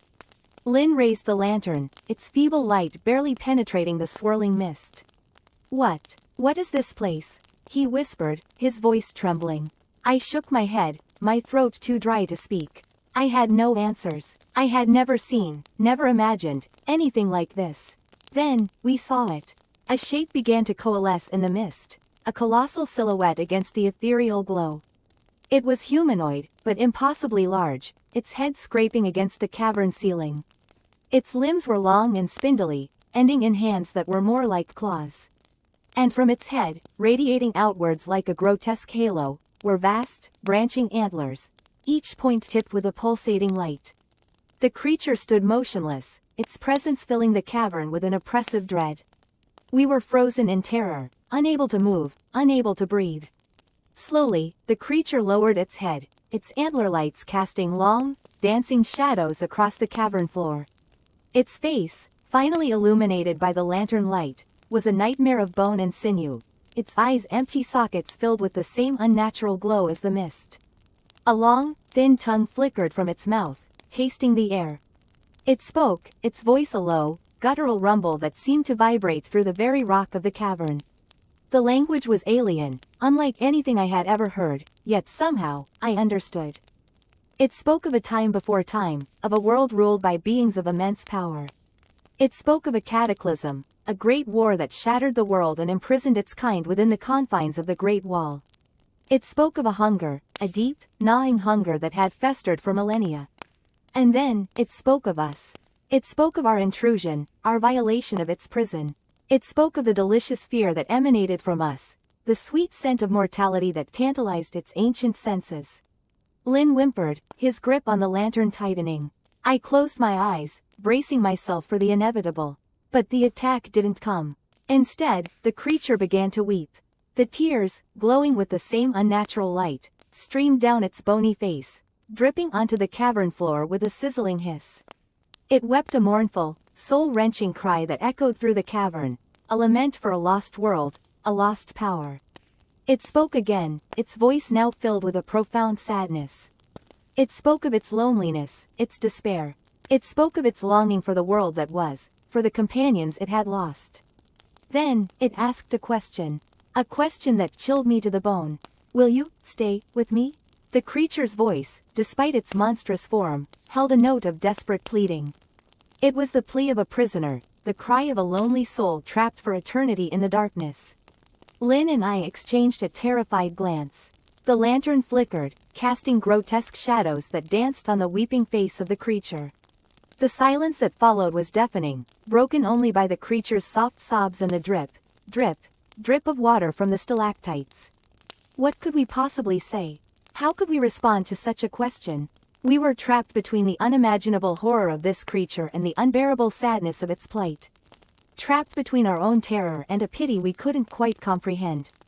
The creature extended a clawed hand towards us, the glowing tips of its antlers pulsing with an unsettling rhythm. The hand trembled slightly, as if offering not a threat, but a fragile hope. A hope for connection, for solace, in the endless darkness. And in that moment, I understood.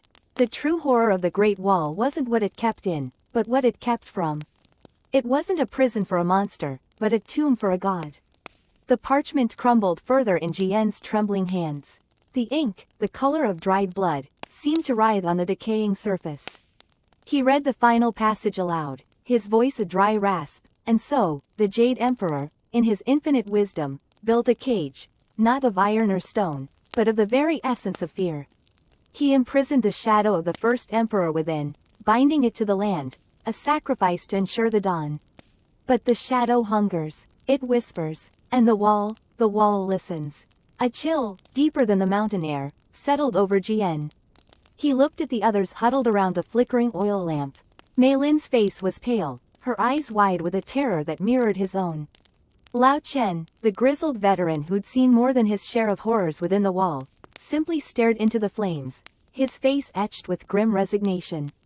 So, it's not a defense, Mei Lin whispered, her voice barely audible above the wind howling outside their makeshift shelter, a crumbling watchtower within the wall itself. It's a prison failing, Lao Chen added, his voice rough. The whispers, they've grown louder these past few moons. The tremors, more frequent. Jian felt a tremor then, a low rumble that seemed to emanate from the very foundations of the wall. The oil lamp flickered violently, casting grotesque shadows that danced on the crumbling stone walls. He could feel the fear, a palpable entity, coiling around him like a venomous serpent. It wasn't just his own fear, but a collective dread, an echo of the terror that had seeped into the very stones of the wall over millennia. He clutched the fragmented parchment. It was the last piece of a puzzle he wished he'd never begun to assemble.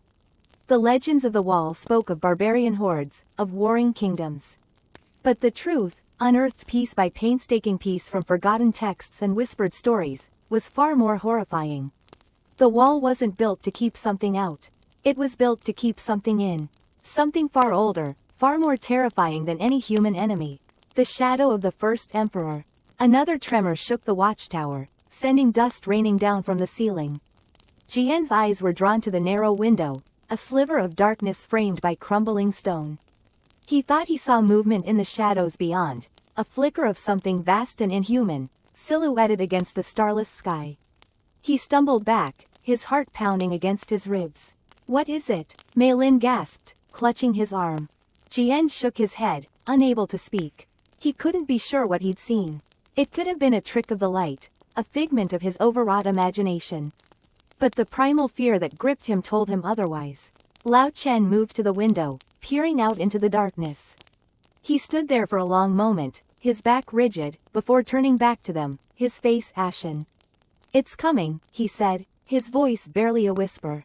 Jian felt a surge of adrenaline, a desperate need to flee, to put as much distance as possible between himself and whatever lurked beyond the wall. But he knew it was futile. They were trapped, caught within the cage built to contain the shadow. He looked at Mei Lin, her face a mask of terror. He knew he had to be strong, for both of them. We need to find a way out, he said, his voice surprisingly steady. There is no way out, Lao Chen said, his eyes fixed on the window.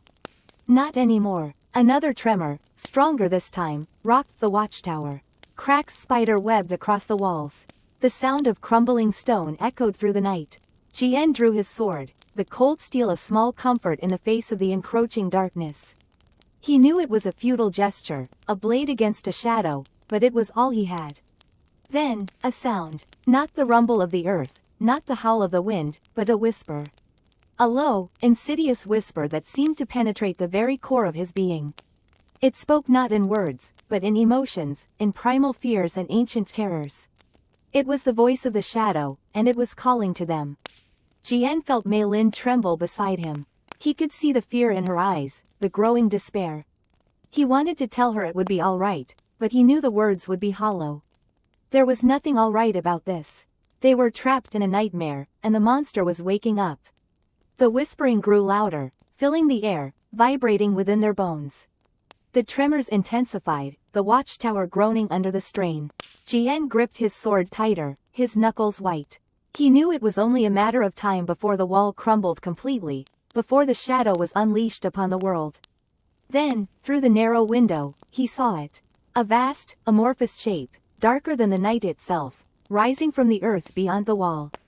It was the shadow of the first emperor, and it was coming for them. Its form shifted and writhed, a swirling vortex of darkness, and as it moved, the whispering intensified, becoming a deafening roar that threatened to shatter their sanity. Jian closed his eyes, bracing himself for the inevitable. He knew this was the end. The wall had fallen, and the shadow was free. Part 16. Whispers of Jade. The jade shard pulsed faintly in Lin's hand, a rhythmic beat like a trapped heart. The tremors beneath the earth had ceased, leaving behind a disquieting silence, punctuated only by the whistling wind that snaked through the crumbling battlements. The sky, once bruised purple, had bled into a sickly gray. Jian was gone, swallowed by the earth, or perhaps, something worse. Lin choked back a sob, her throat raw. "We have to go," Lao Chen rasped, his voice thin and reedy. He clutched his injured arm, his face pale and drawn. "This place, it's cursed." Lin nodded numbly. She wanted to argue, to demand they search for Jian, but the chilling emptiness of the tunnel, the way the shadows seemed to writhe and shift even in the lantern light, filled her with a primordial dread. The whispers had returned, slithering into her mind, no longer gibberish, but forming fragmented words, chilling pronouncements in a language she felt in her bones rather than understood. Jade, key, awaken, asterisk. They stumbled back the way they came, the lantern casting grotesque, dancing shadows on the tunnel walls. Each step felt heavier than the last, as if the very earth was trying to hold them back. Lin's mind raced, replaying Jian's last moments, the ground giving way beneath him, the horrifying shriek swallowed by the darkness. Had she imagined a fleeting glimpse of something vast beneath him? Something that shifted and coiled like a slumbering serpent? The thought sent a shiver of ice down her spine. They reached the chamber where they had found the mural, the depiction of the monstrous figure still etched in horrifying detail. The air hung thick and heavy, saturated with an almost metallic tang. Lin felt a pull towards the jade disc embedded in the wall, an irresistible urge to touch it, to understand its connection to the shard in her hand. "Don't," Lao Chen warned, his voice strained. "It's a trap.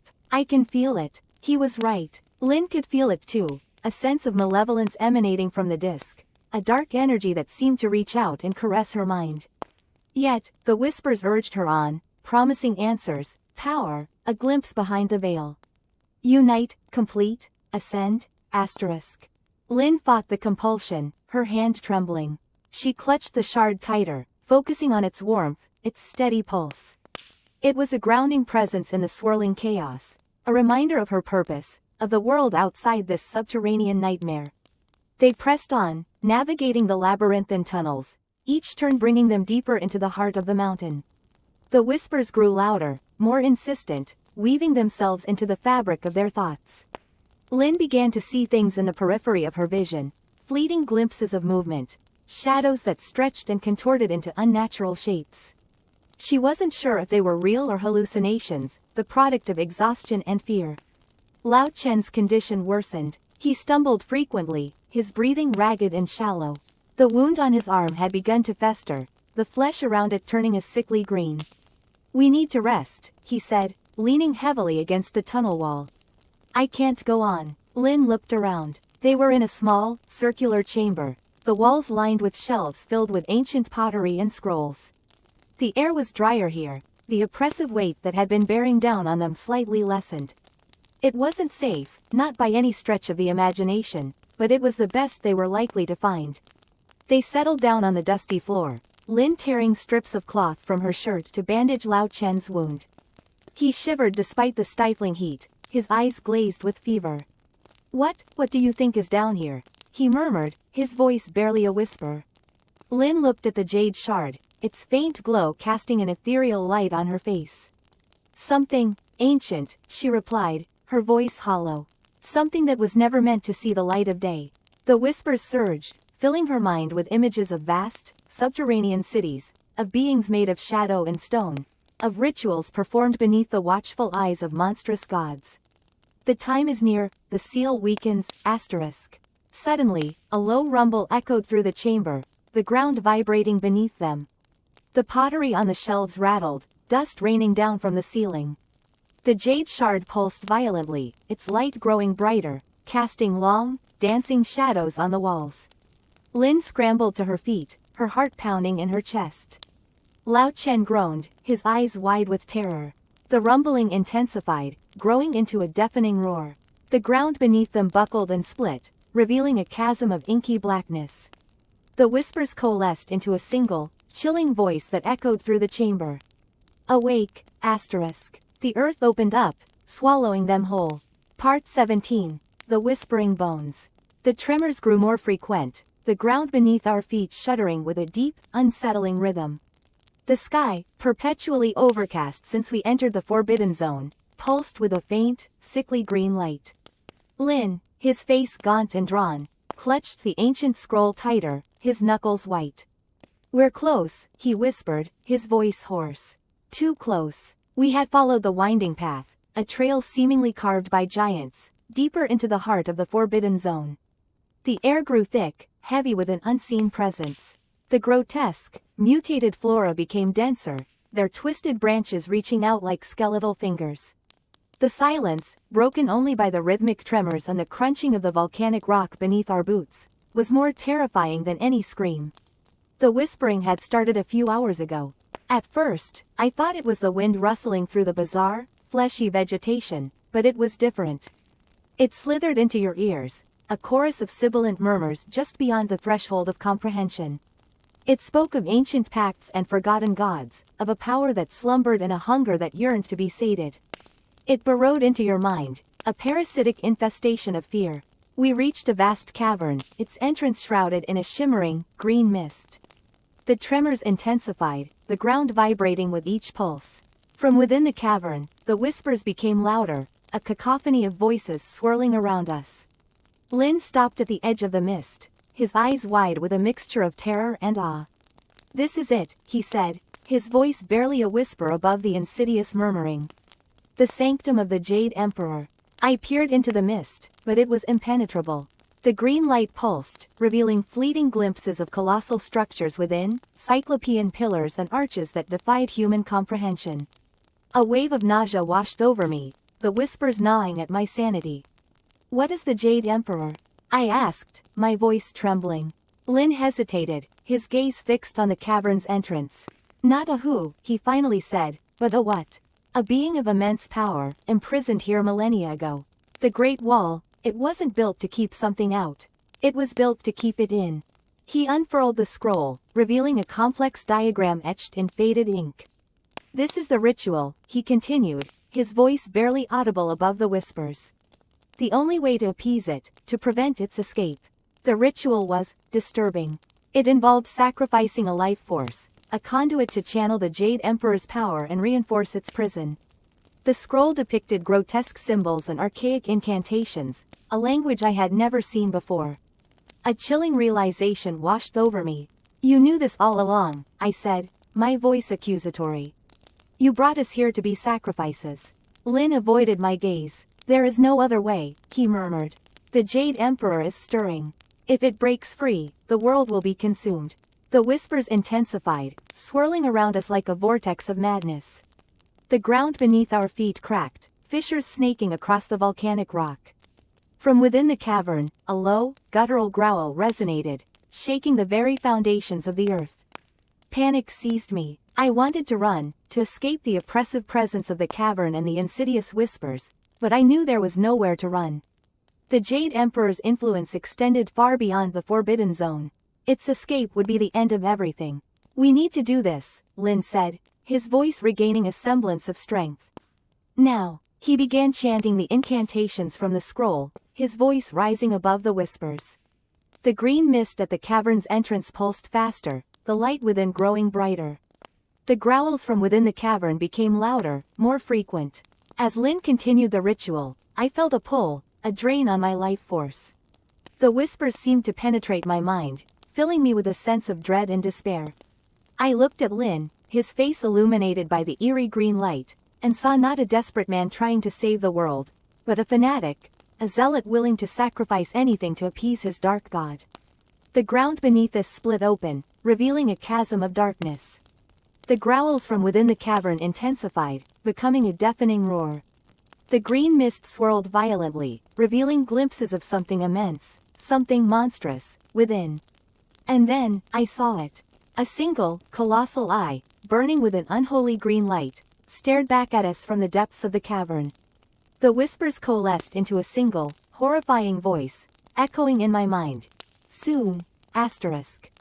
The ground gave way, and we plunged into the darkness. Part 18. Whispers of Jade. The silence after the tremor was more terrifying than the quake itself. The air, thick with the dust of pulverized earth and the coppery tang of blood, hung heavy and still. Jian huddled with the others, the archaeologist's words echoing in his mind. Asterisk, a cage, not a shield. The implications were chilling. Whatever was trapped within the Great Wall, it was powerful enough to cause such devastation, and now, it seemed, angrier. The radio crackled to life, a frantic voice cutting through the oppressive quiet. It was Sergeant Zhao, calling from the watchtower further down the wall. His words were fragmented, panicked, but Jian pieced together the horrifying message. Another section of the wall had collapsed, this time a much larger section. Zhao spoke of something moving in the dust cloud, something vast and dark. Something, slithering. Jian's blood ran cold. He looked at Professor Lin, who sat pale and trembling, clutching the jade shard as if it were a lifeline. What is it, Professor? He asked, his voice barely a whisper. Lin looked up, her eyes wide with a terror that mirrored Jian's own. I don't know for sure, she stammered. Legends, whispers, of something ancient, something monstrous. They called it the Jade Serpent. The Jade Serpent. The name sent shivers down Jian's spine. It was a name uttered only in hushed tones, a myth, a boogeyman used to frighten children. A creature of unimaginable size and power, said to be carved from jade and fueled by the souls of the earth. But that's just a story, Jian protested weakly, even as a primal fear gripped him. Perhaps, Lin whispered, her gaze fixed on the swirling dust cloud that continued to grow in the distance. Or perhaps, stories are born from truth. They waited, huddled together, each heartbeat an agonizing drumbeat in the suffocating silence. The radio remained silent, adding to the sense of dread. The dust cloud began to drift closer, carried by a chilling wind that seemed to whisper secrets in their ears. Jian gripped his rifle, the metal cold against his sweating palms. He knew it was useless. What could a mere bullet do against a creature of legend? But it was all he had, a small symbol of defiance against the overwhelming terror that threatened to consume them. As the dust cloud drew nearer, they began to hear it, a low, guttural growl that vibrated through the very earth beneath their feet. It was a sound that resonated with something primal, something ancient, something terrifyingly inhuman. Then, through the swirling dust, a shape began to emerge. It was vast, serpentine, and shimmering with an unnatural luminescence. Scales, the size of shields, gleamed in the dim light, and two eyes, burning with an eerie green fire, fixed upon them. The Jade Serpent. Panic erupted. Screams filled the air as the soldiers scrambled to their feet, firing their weapons in a futile attempt to stop the monstrous creature. But the bullets seemed to bounce harmlessly off its jade scales, sparking like fireflies against the night. Jian felt a hand grip his arm. It was Professor Lin, her eyes wild with a strange mixture of terror and fascination. The shard, she cried, holding it out to him. It's the key. He stared at her, uncomprehending. The key to what? To controlling it, she shrieked. It's a fragment of its essence. We can use it to. Her words trailed off, lost in the deafening roar of the serpent. The creature was upon them. Its massive head descended, casting them in shadow.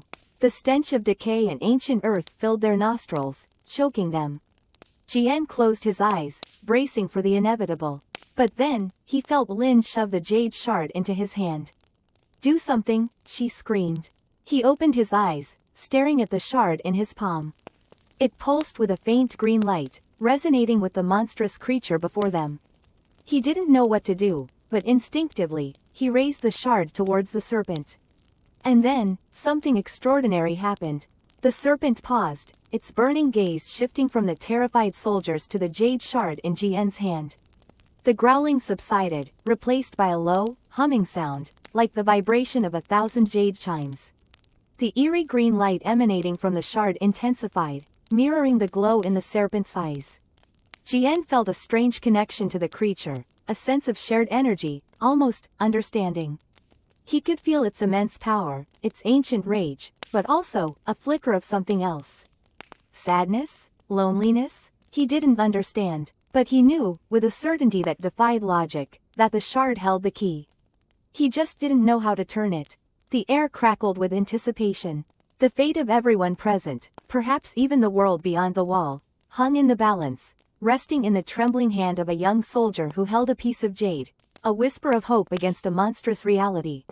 The tremors intensified, no longer the subtle shivers that had haunted us for days, but jarring shudders that sent dust raining from the ancient bricks above. The air, thick with the coppery tang of blood and the cloying sweetness of decay, vibrated with a low, guttural hum. It was a sound that resonated deep within our bones, a primal warning that burrowed into our very core. We huddled closer, the flickering lanterns casting distorted shadows that danced across the terrified faces of my remaining companions. Professor Lee, his usually vibrant eyes now dull with fear, clutched the fragmented jade amulet.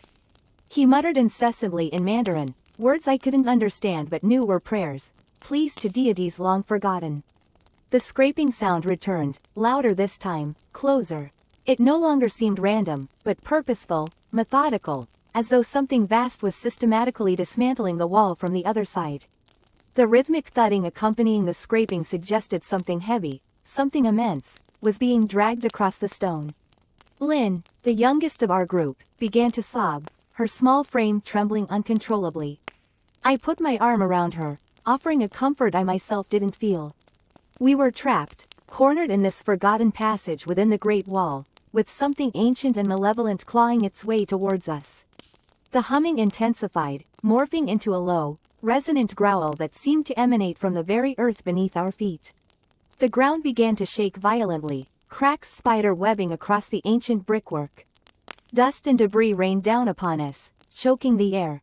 The scraping stopped. A terrifying silence descended, broken only by Lin's stifled sobs and the frantic thumping of our hearts.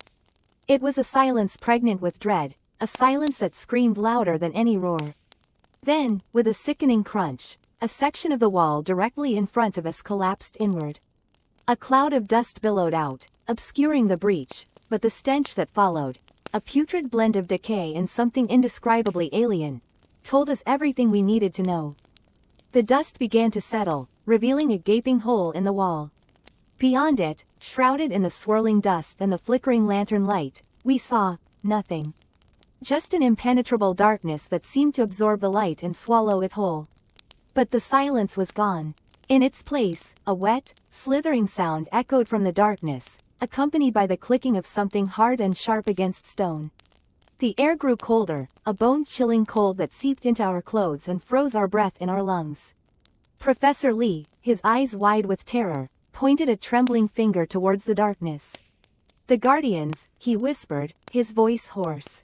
"The Guardians have awakened." As if summoned by his words, a pair of luminous eyes materialized in the darkness.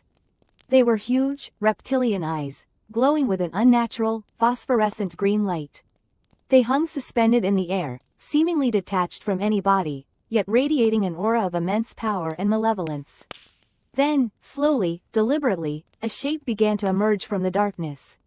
It was tall and gaunt, its form vaguely humanoid, but twisted and distorted, as though sculpted from shadow itself. Its skin was a sickly gray, stretched taut over protruding bones.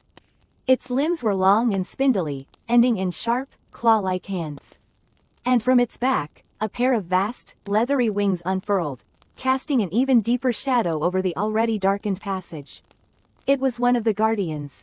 And it was not alone. Another pair of eyes appeared in the darkness, followed by another grotesque figure. And then another, until the breach in the wall was filled with these nightmarish creatures, their glowing eyes fixed upon us. They didn't rush us. They simply stood there, silent and menacing, their presence radiating an ancient, unyielding malice. They were the Guardians, the things the Great Wall was built to contain, and we were intruders in their domain. Professor Lee, his voice barely a whisper, began to chant in ancient Mandarin, clutching the fragmented jade amulet.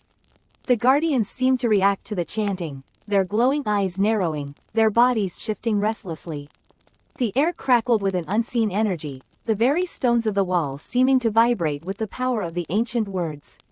But it wasn't enough. With a chilling shriek, one of the Guardians lunged forward, its claw-like hand reaching out towards us. The others followed, their movements swift and silent, like predators closing in on their prey. We were surrounded, trapped, doomed. The guardians had awakened, and the Great Wall, once a symbol of protection, had become our tomb. The chilling thought echoed in my mind.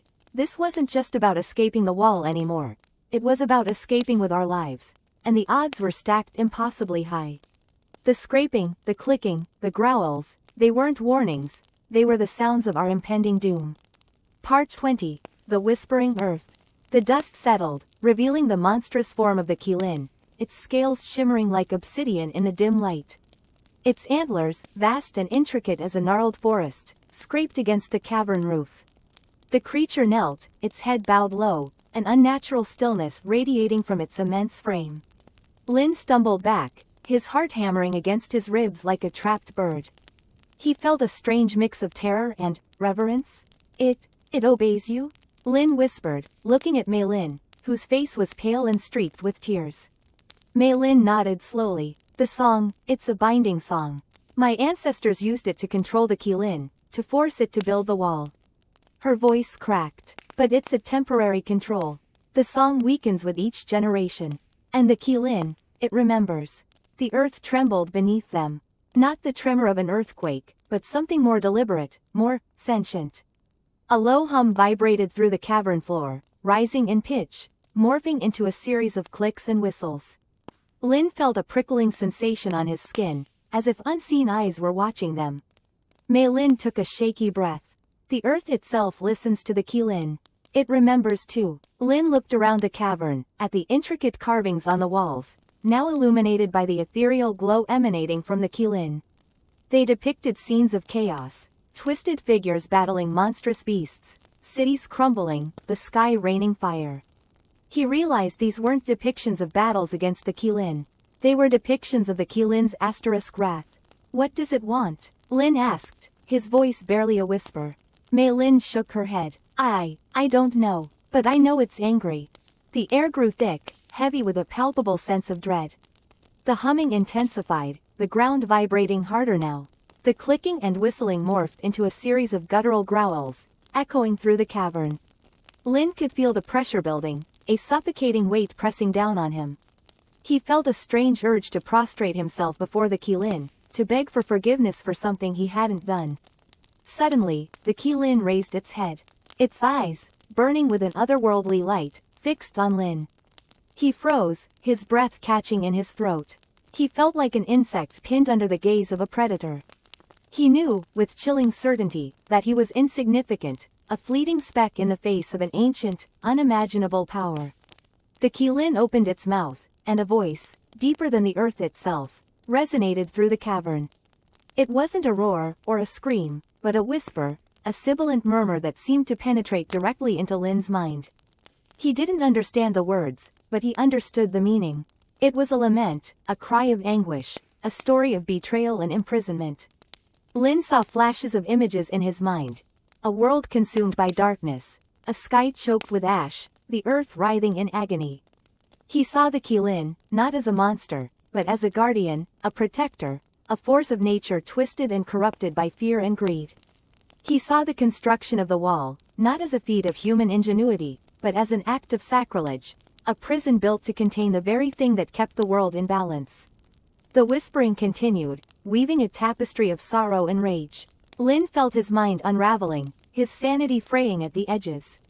He wanted to scream, to run, to escape the suffocating weight of the Qilin's grief, but he was paralyzed, trapped by its unwavering gaze. Mei Lin clutched his arm, her fingers digging into his flesh. Lin, we have to go, now. Lin blinked, the images fading from his mind. The whispering subsided, replaced by the low, ominous hum. He looked at Mei Lin, her face ashen, her eyes wide with terror. He realized then that the Qilin hadn't been speaking to him. It had been speaking through him, using him as a conduit to broadcast its message. What did it say? He stammered. Mei Lin shook her head, tears streaming down her face. It doesn't matter. We have to leave, before it decides to stop whispering and starts screaming. The ground trembled again, harder this time.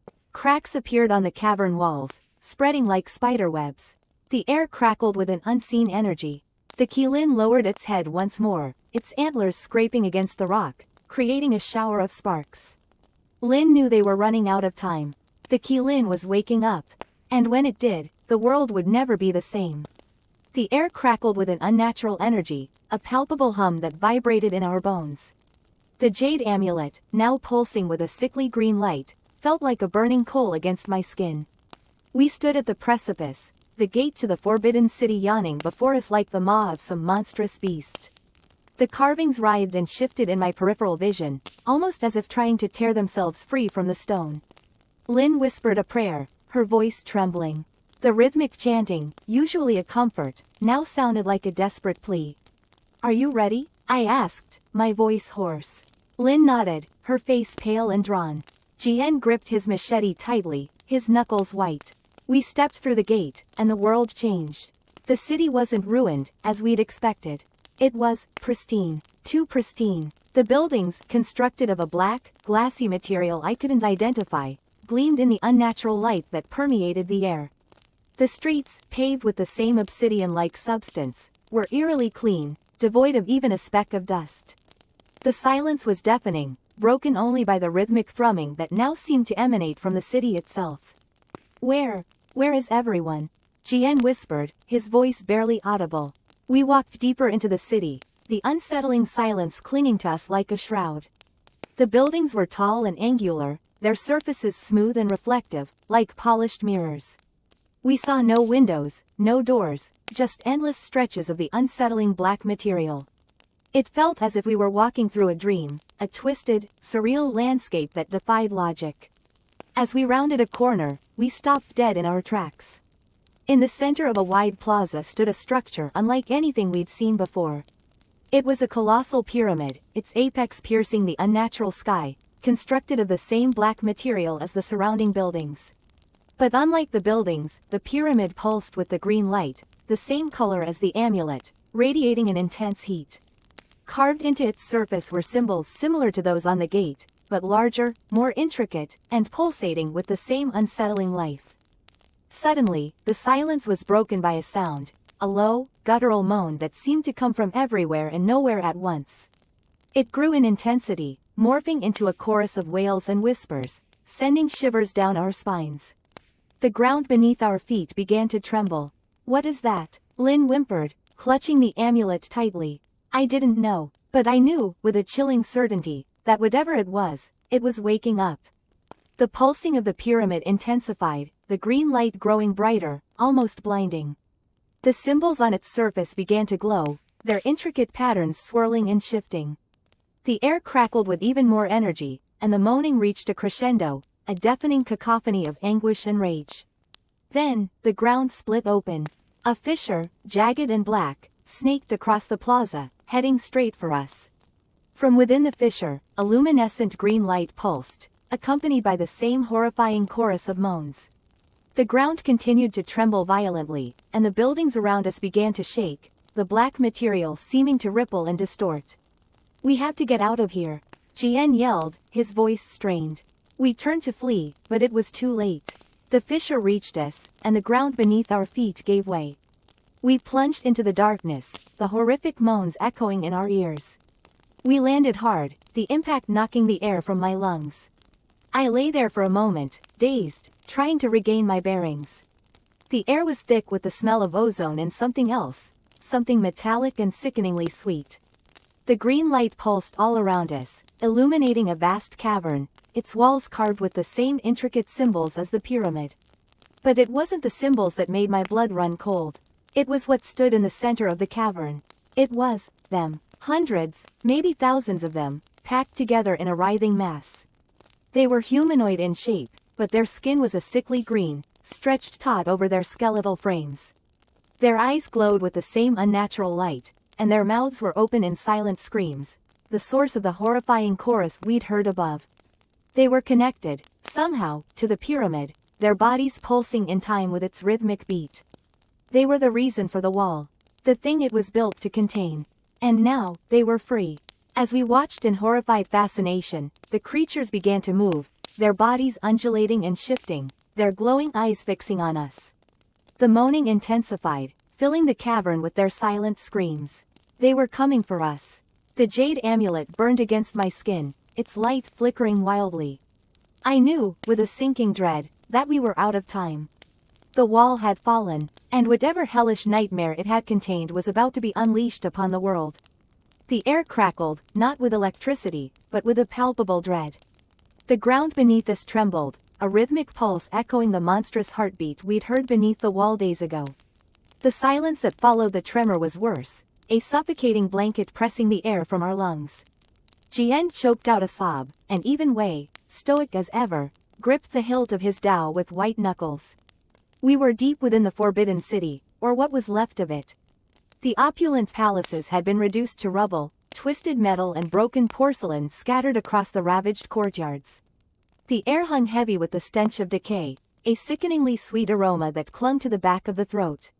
Everywhere were signs of the Exodus, abandoned carts laden with treasures, half-eaten meals, discarded weaponry. The whispers of the past echoed in the broken arches and crumbling walls, tales of emperors and concubines, now replaced by the guttural groans of whatever lay beyond the shattered remains of the dragon throne. It knew we were coming, Wei finally said, his voice raspy. It let us in. The implication chilled me to the bone.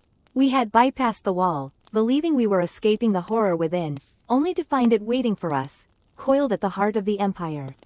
Had it always been here, dormant beneath the Forbidden City, a malignant tumor growing in the belly of the dragon? Or had it somehow followed us, slipping through some unseen crack in reality? We pushed deeper into the wreckage, navigating the treacherous landscape of broken beams and shattered tile. The unnatural silence persisted, broken only by the crunch of our boots and the occasional, distant rumble that sent tremors through the ground. We found a small, relatively intact chamber in what I guessed had once been a concubine's quarters. Jian collapsed against a wall, her face ashen. I can't, she whispered, her voice choked with terror. I can't go on. Wei knelt beside her, his hand resting gently on her shoulder.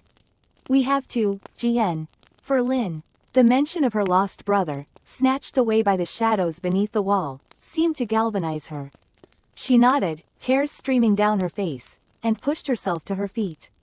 We continued our grim journey, the silence becoming increasingly oppressive. We were close, I knew it. The air itself felt different, charged with a malevolent energy. We reached a vast courtyard, the ground strewn with the remnants of what looked like colossal, obsidian eggshells. The stench of decay was overwhelming here, thick and cloying. And then, we saw it.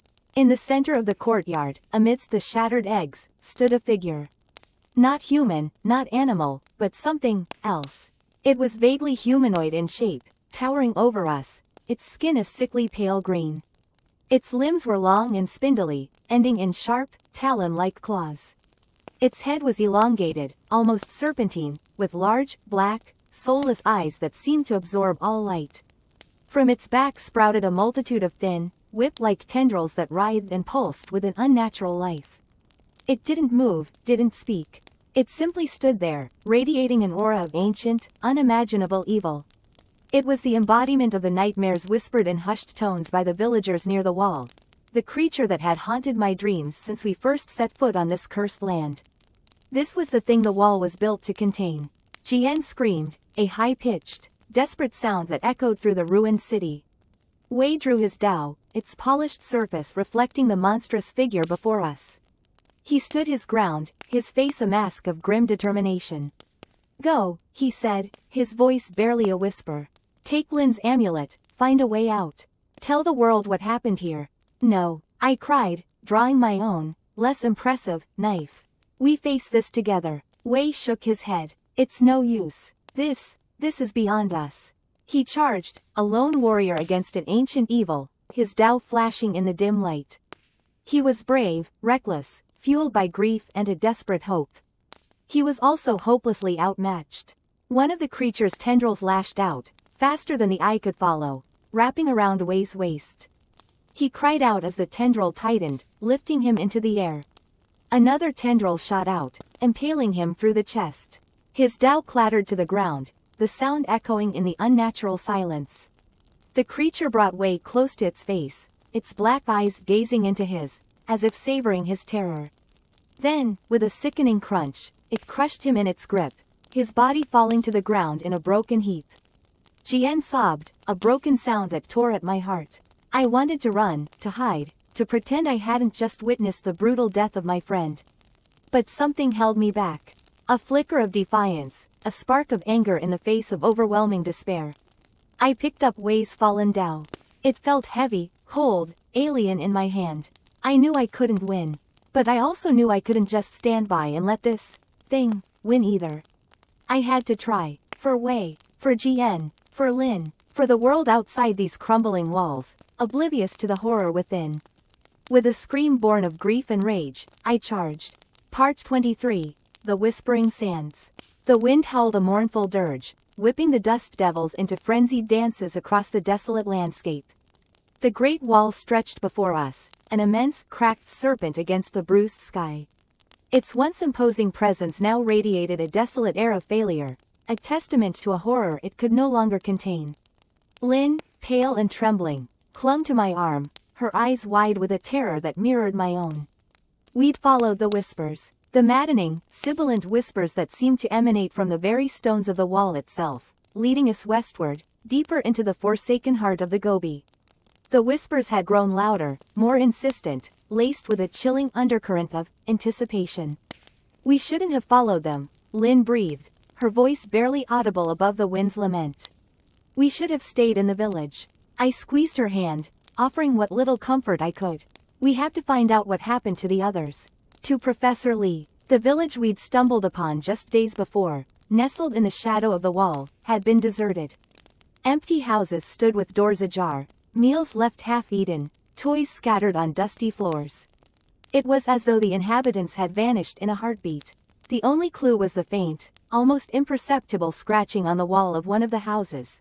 A symbol we'd seen before, carved into the stones of ancient temples, a spiral surrounded by cryptic characters. The mark of the Yi. The whispers had been stronger there, vibrating in the very air we breathed. And then we found Professor Li's journal, abandoned in the village elder's house.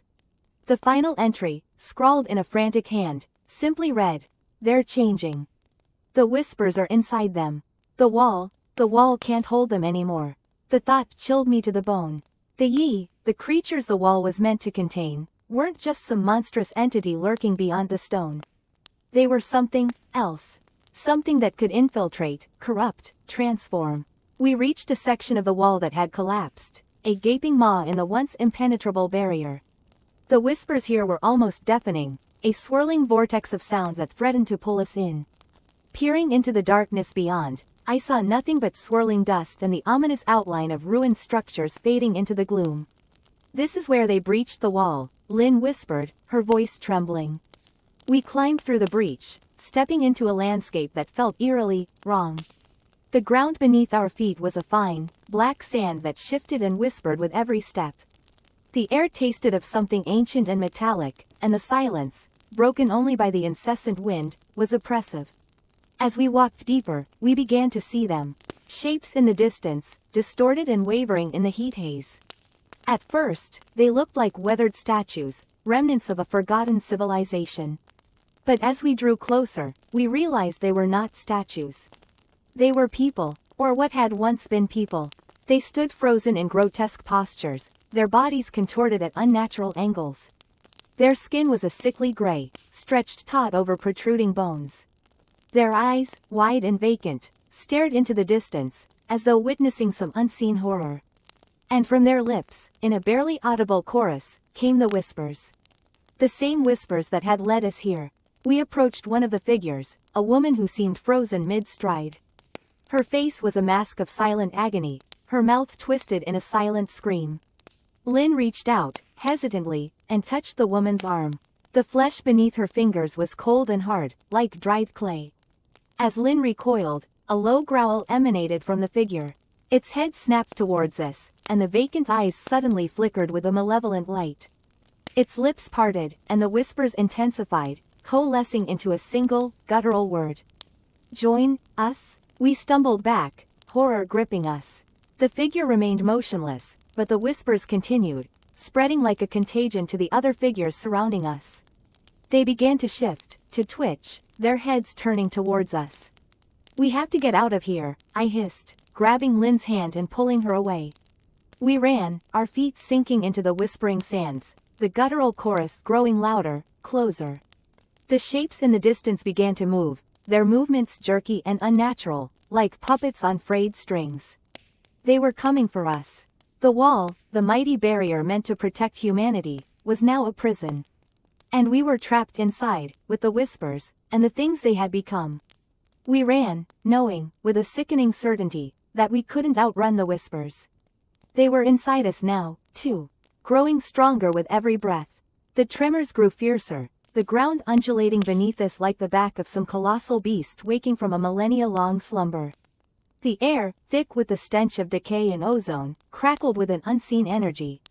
The jade amulet, clutched tightly in my hand, pulsed with a sickly green light, mirroring the eerie glow emanating from the fissures that now snaked across the length of the wall. General Lee, his face ashen, pointed towards the largest of these cracks. "It begins," he whispered, his voice barely audible above the grinding stone. The ground heaved again, throwing us off our feet. From the widening fissure, a viscous, black ichor began to ooze, bubbling and steaming. The stench intensified, a nauseating mix of rotting flesh and something alien. Then, with a sickening crack, the wall began to crumble. Not from the outside, as it had been designed to withstand, but from within, as if something immense were pushing outwards, eager for release. The jade amulet burned against my skin, the pulsing light growing more frantic. Images flashed through my mind, fragmented and disjointed. Swirling mists, cyclopean structures, and things with too many eyes and limbs. The whispers returned, louder now, a cacophony of guttural sounds that resonated deep within my skull. They spoke of a time before time, of ancient pacts and forgotten gods. They spoke of the asterisk thing imprisoned within the wall. Panic erupted amongst the remaining soldiers. They fired their weapons blindly into the growing chasm, the bullets disappearing into the inky blackness with no discernible effect. Screams mingled with the unearthly groans emanating from the fissure, creating a symphony of terror that echoed across the ravaged landscape. I stumbled to my feet, my eyes fixed on the chasm. The black ichor had now formed a bubbling pool, expanding rapidly as the wall continued to crumble. Within its depths, I could make out movement, something vast and shifting, its form obscured by the swirling darkness. A single, enormous eye, the size of a truck, opened within the ichor, its iris a malevolent crimson that seemed to burn into my soul.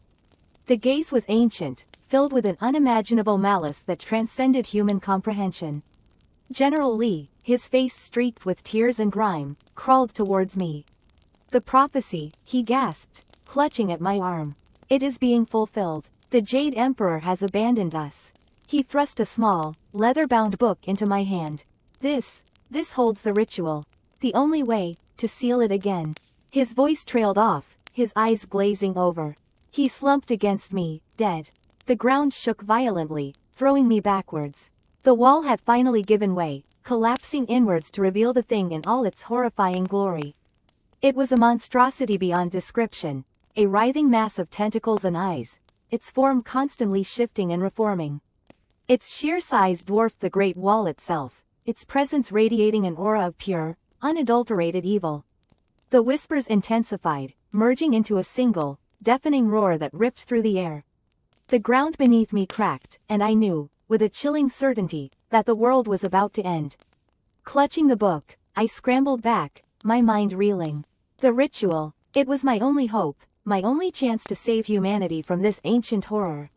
I flipped through the brittle pages, my hands trembling, searching for the words, the incantations that could possibly contain this unimaginable evil. The text was ancient, written in a dialect I barely recognized, but the jade amulet seemed to guide my understanding, illuminating the symbols and translating the arcane words in my mind. The ritual was complex, requiring specific artifacts and precise incantations. But the artifacts, a bronze dagger, a vial of phoenix tears, a shard of the moon, were all depicted in the book, etched into its pages with a luminescent ink that seemed to glow from within. I understood. This book wasn't just a guide, it was the artifacts. This ancient text, passed down through generations, was the key. With renewed determination, I began the ritual, chanting the ancient words, my voice trembling but resolute. The air crackled around me, the jade amulet pulsing in time with my incantations. The monstrous being, sensing the shift in energy, turned its attention towards me, its myriad eyes burning with hatred. Tendrils snaked out, reaching for me, their tips dripping with the black ichor. The earth shuddered, the sky turned a sickly green, and the very fabric of reality seemed to unravel. The whispers grew louder, trying to drown out my voice, to disrupt the ritual. But I pressed on, fueled by a desperate hope and the knowledge that the fate of humanity rested on my shoulders. This was it, the final stand, the last chance to push back the darkness and seal the ancient evil once more, buying humanity a little more time in the face of the inevitable. The ritual reached its crescendo, and the world held its breath. The final words left my lips, echoing across the ravaged landscape, a challenge to the ancient horror and a prayer to the forgotten gods. The jade amulet shattered, releasing a blinding wave of green energy that engulfed the monstrous being. A deafening roar, filled with rage and despair, echoed across the land, followed by an eerie silence. The ground stilled, the air cleared, and the sky returned to its normal hue. I collapsed, exhausted but alive, the leather-bound book clutched tightly in my hand. The thing was gone, sealed once more within the ruins of the Great Wall. For now, the dust settled, revealing not the decimated landscape I expected, but nothing. The air, previously thick with anticipation and terror, felt emptied, hollowed. The oppressive presence that had clung to the Great Wall for millennia, the weight that had pressed down on my soul, was gone. Lynn's hand, still clutching mine, trembled. We looked at each other, eyes wide with a mixture of relief and disbelief.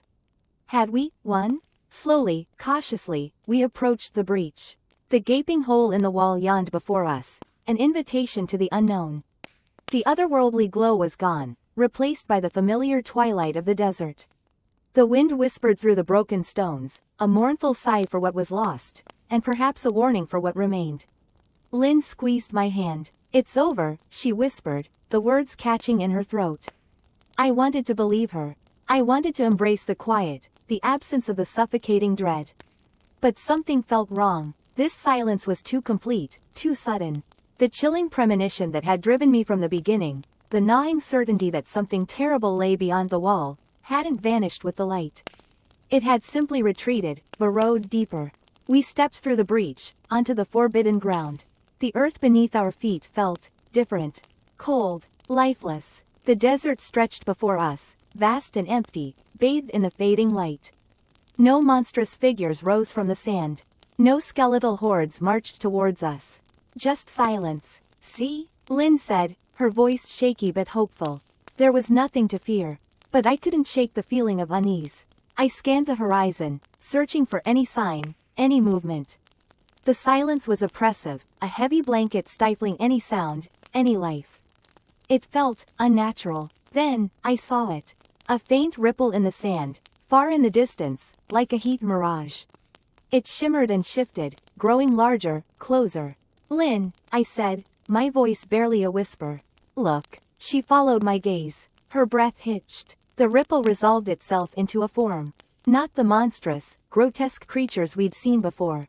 This was different. Humanoid, tall, slender, and impossibly numerous. They emerged from the shimmering heat haze like ghosts from a forgotten past. Thousands upon thousands of them. A silent, spectral army marching towards us. They were not the things the wall was built to contain. They were something else entirely. Something worse. Their faces were obscured by shadows, but I could feel their gaze upon us, cold and calculating. They carried no weapons, but radiated an aura of immense power, a chilling sense of ancient malice. Lynn stumbled back, her eyes wide with terror. What are they?" I shook my head, unable to speak. My mind raced, trying to comprehend what I was seeing. Were they the creators of the imprisoned horrors? Were they the reason the wall was truly built? A defense not against the monstrous, but against something far more insidious? They continued their silent advance, their numbers seemingly endless. The ground trembled beneath their feet. The air grew thick with a palpable sense of dread, a suffocating pressure that crushed my lungs. I felt a cold hand grip my heart, squeezing the life out of me.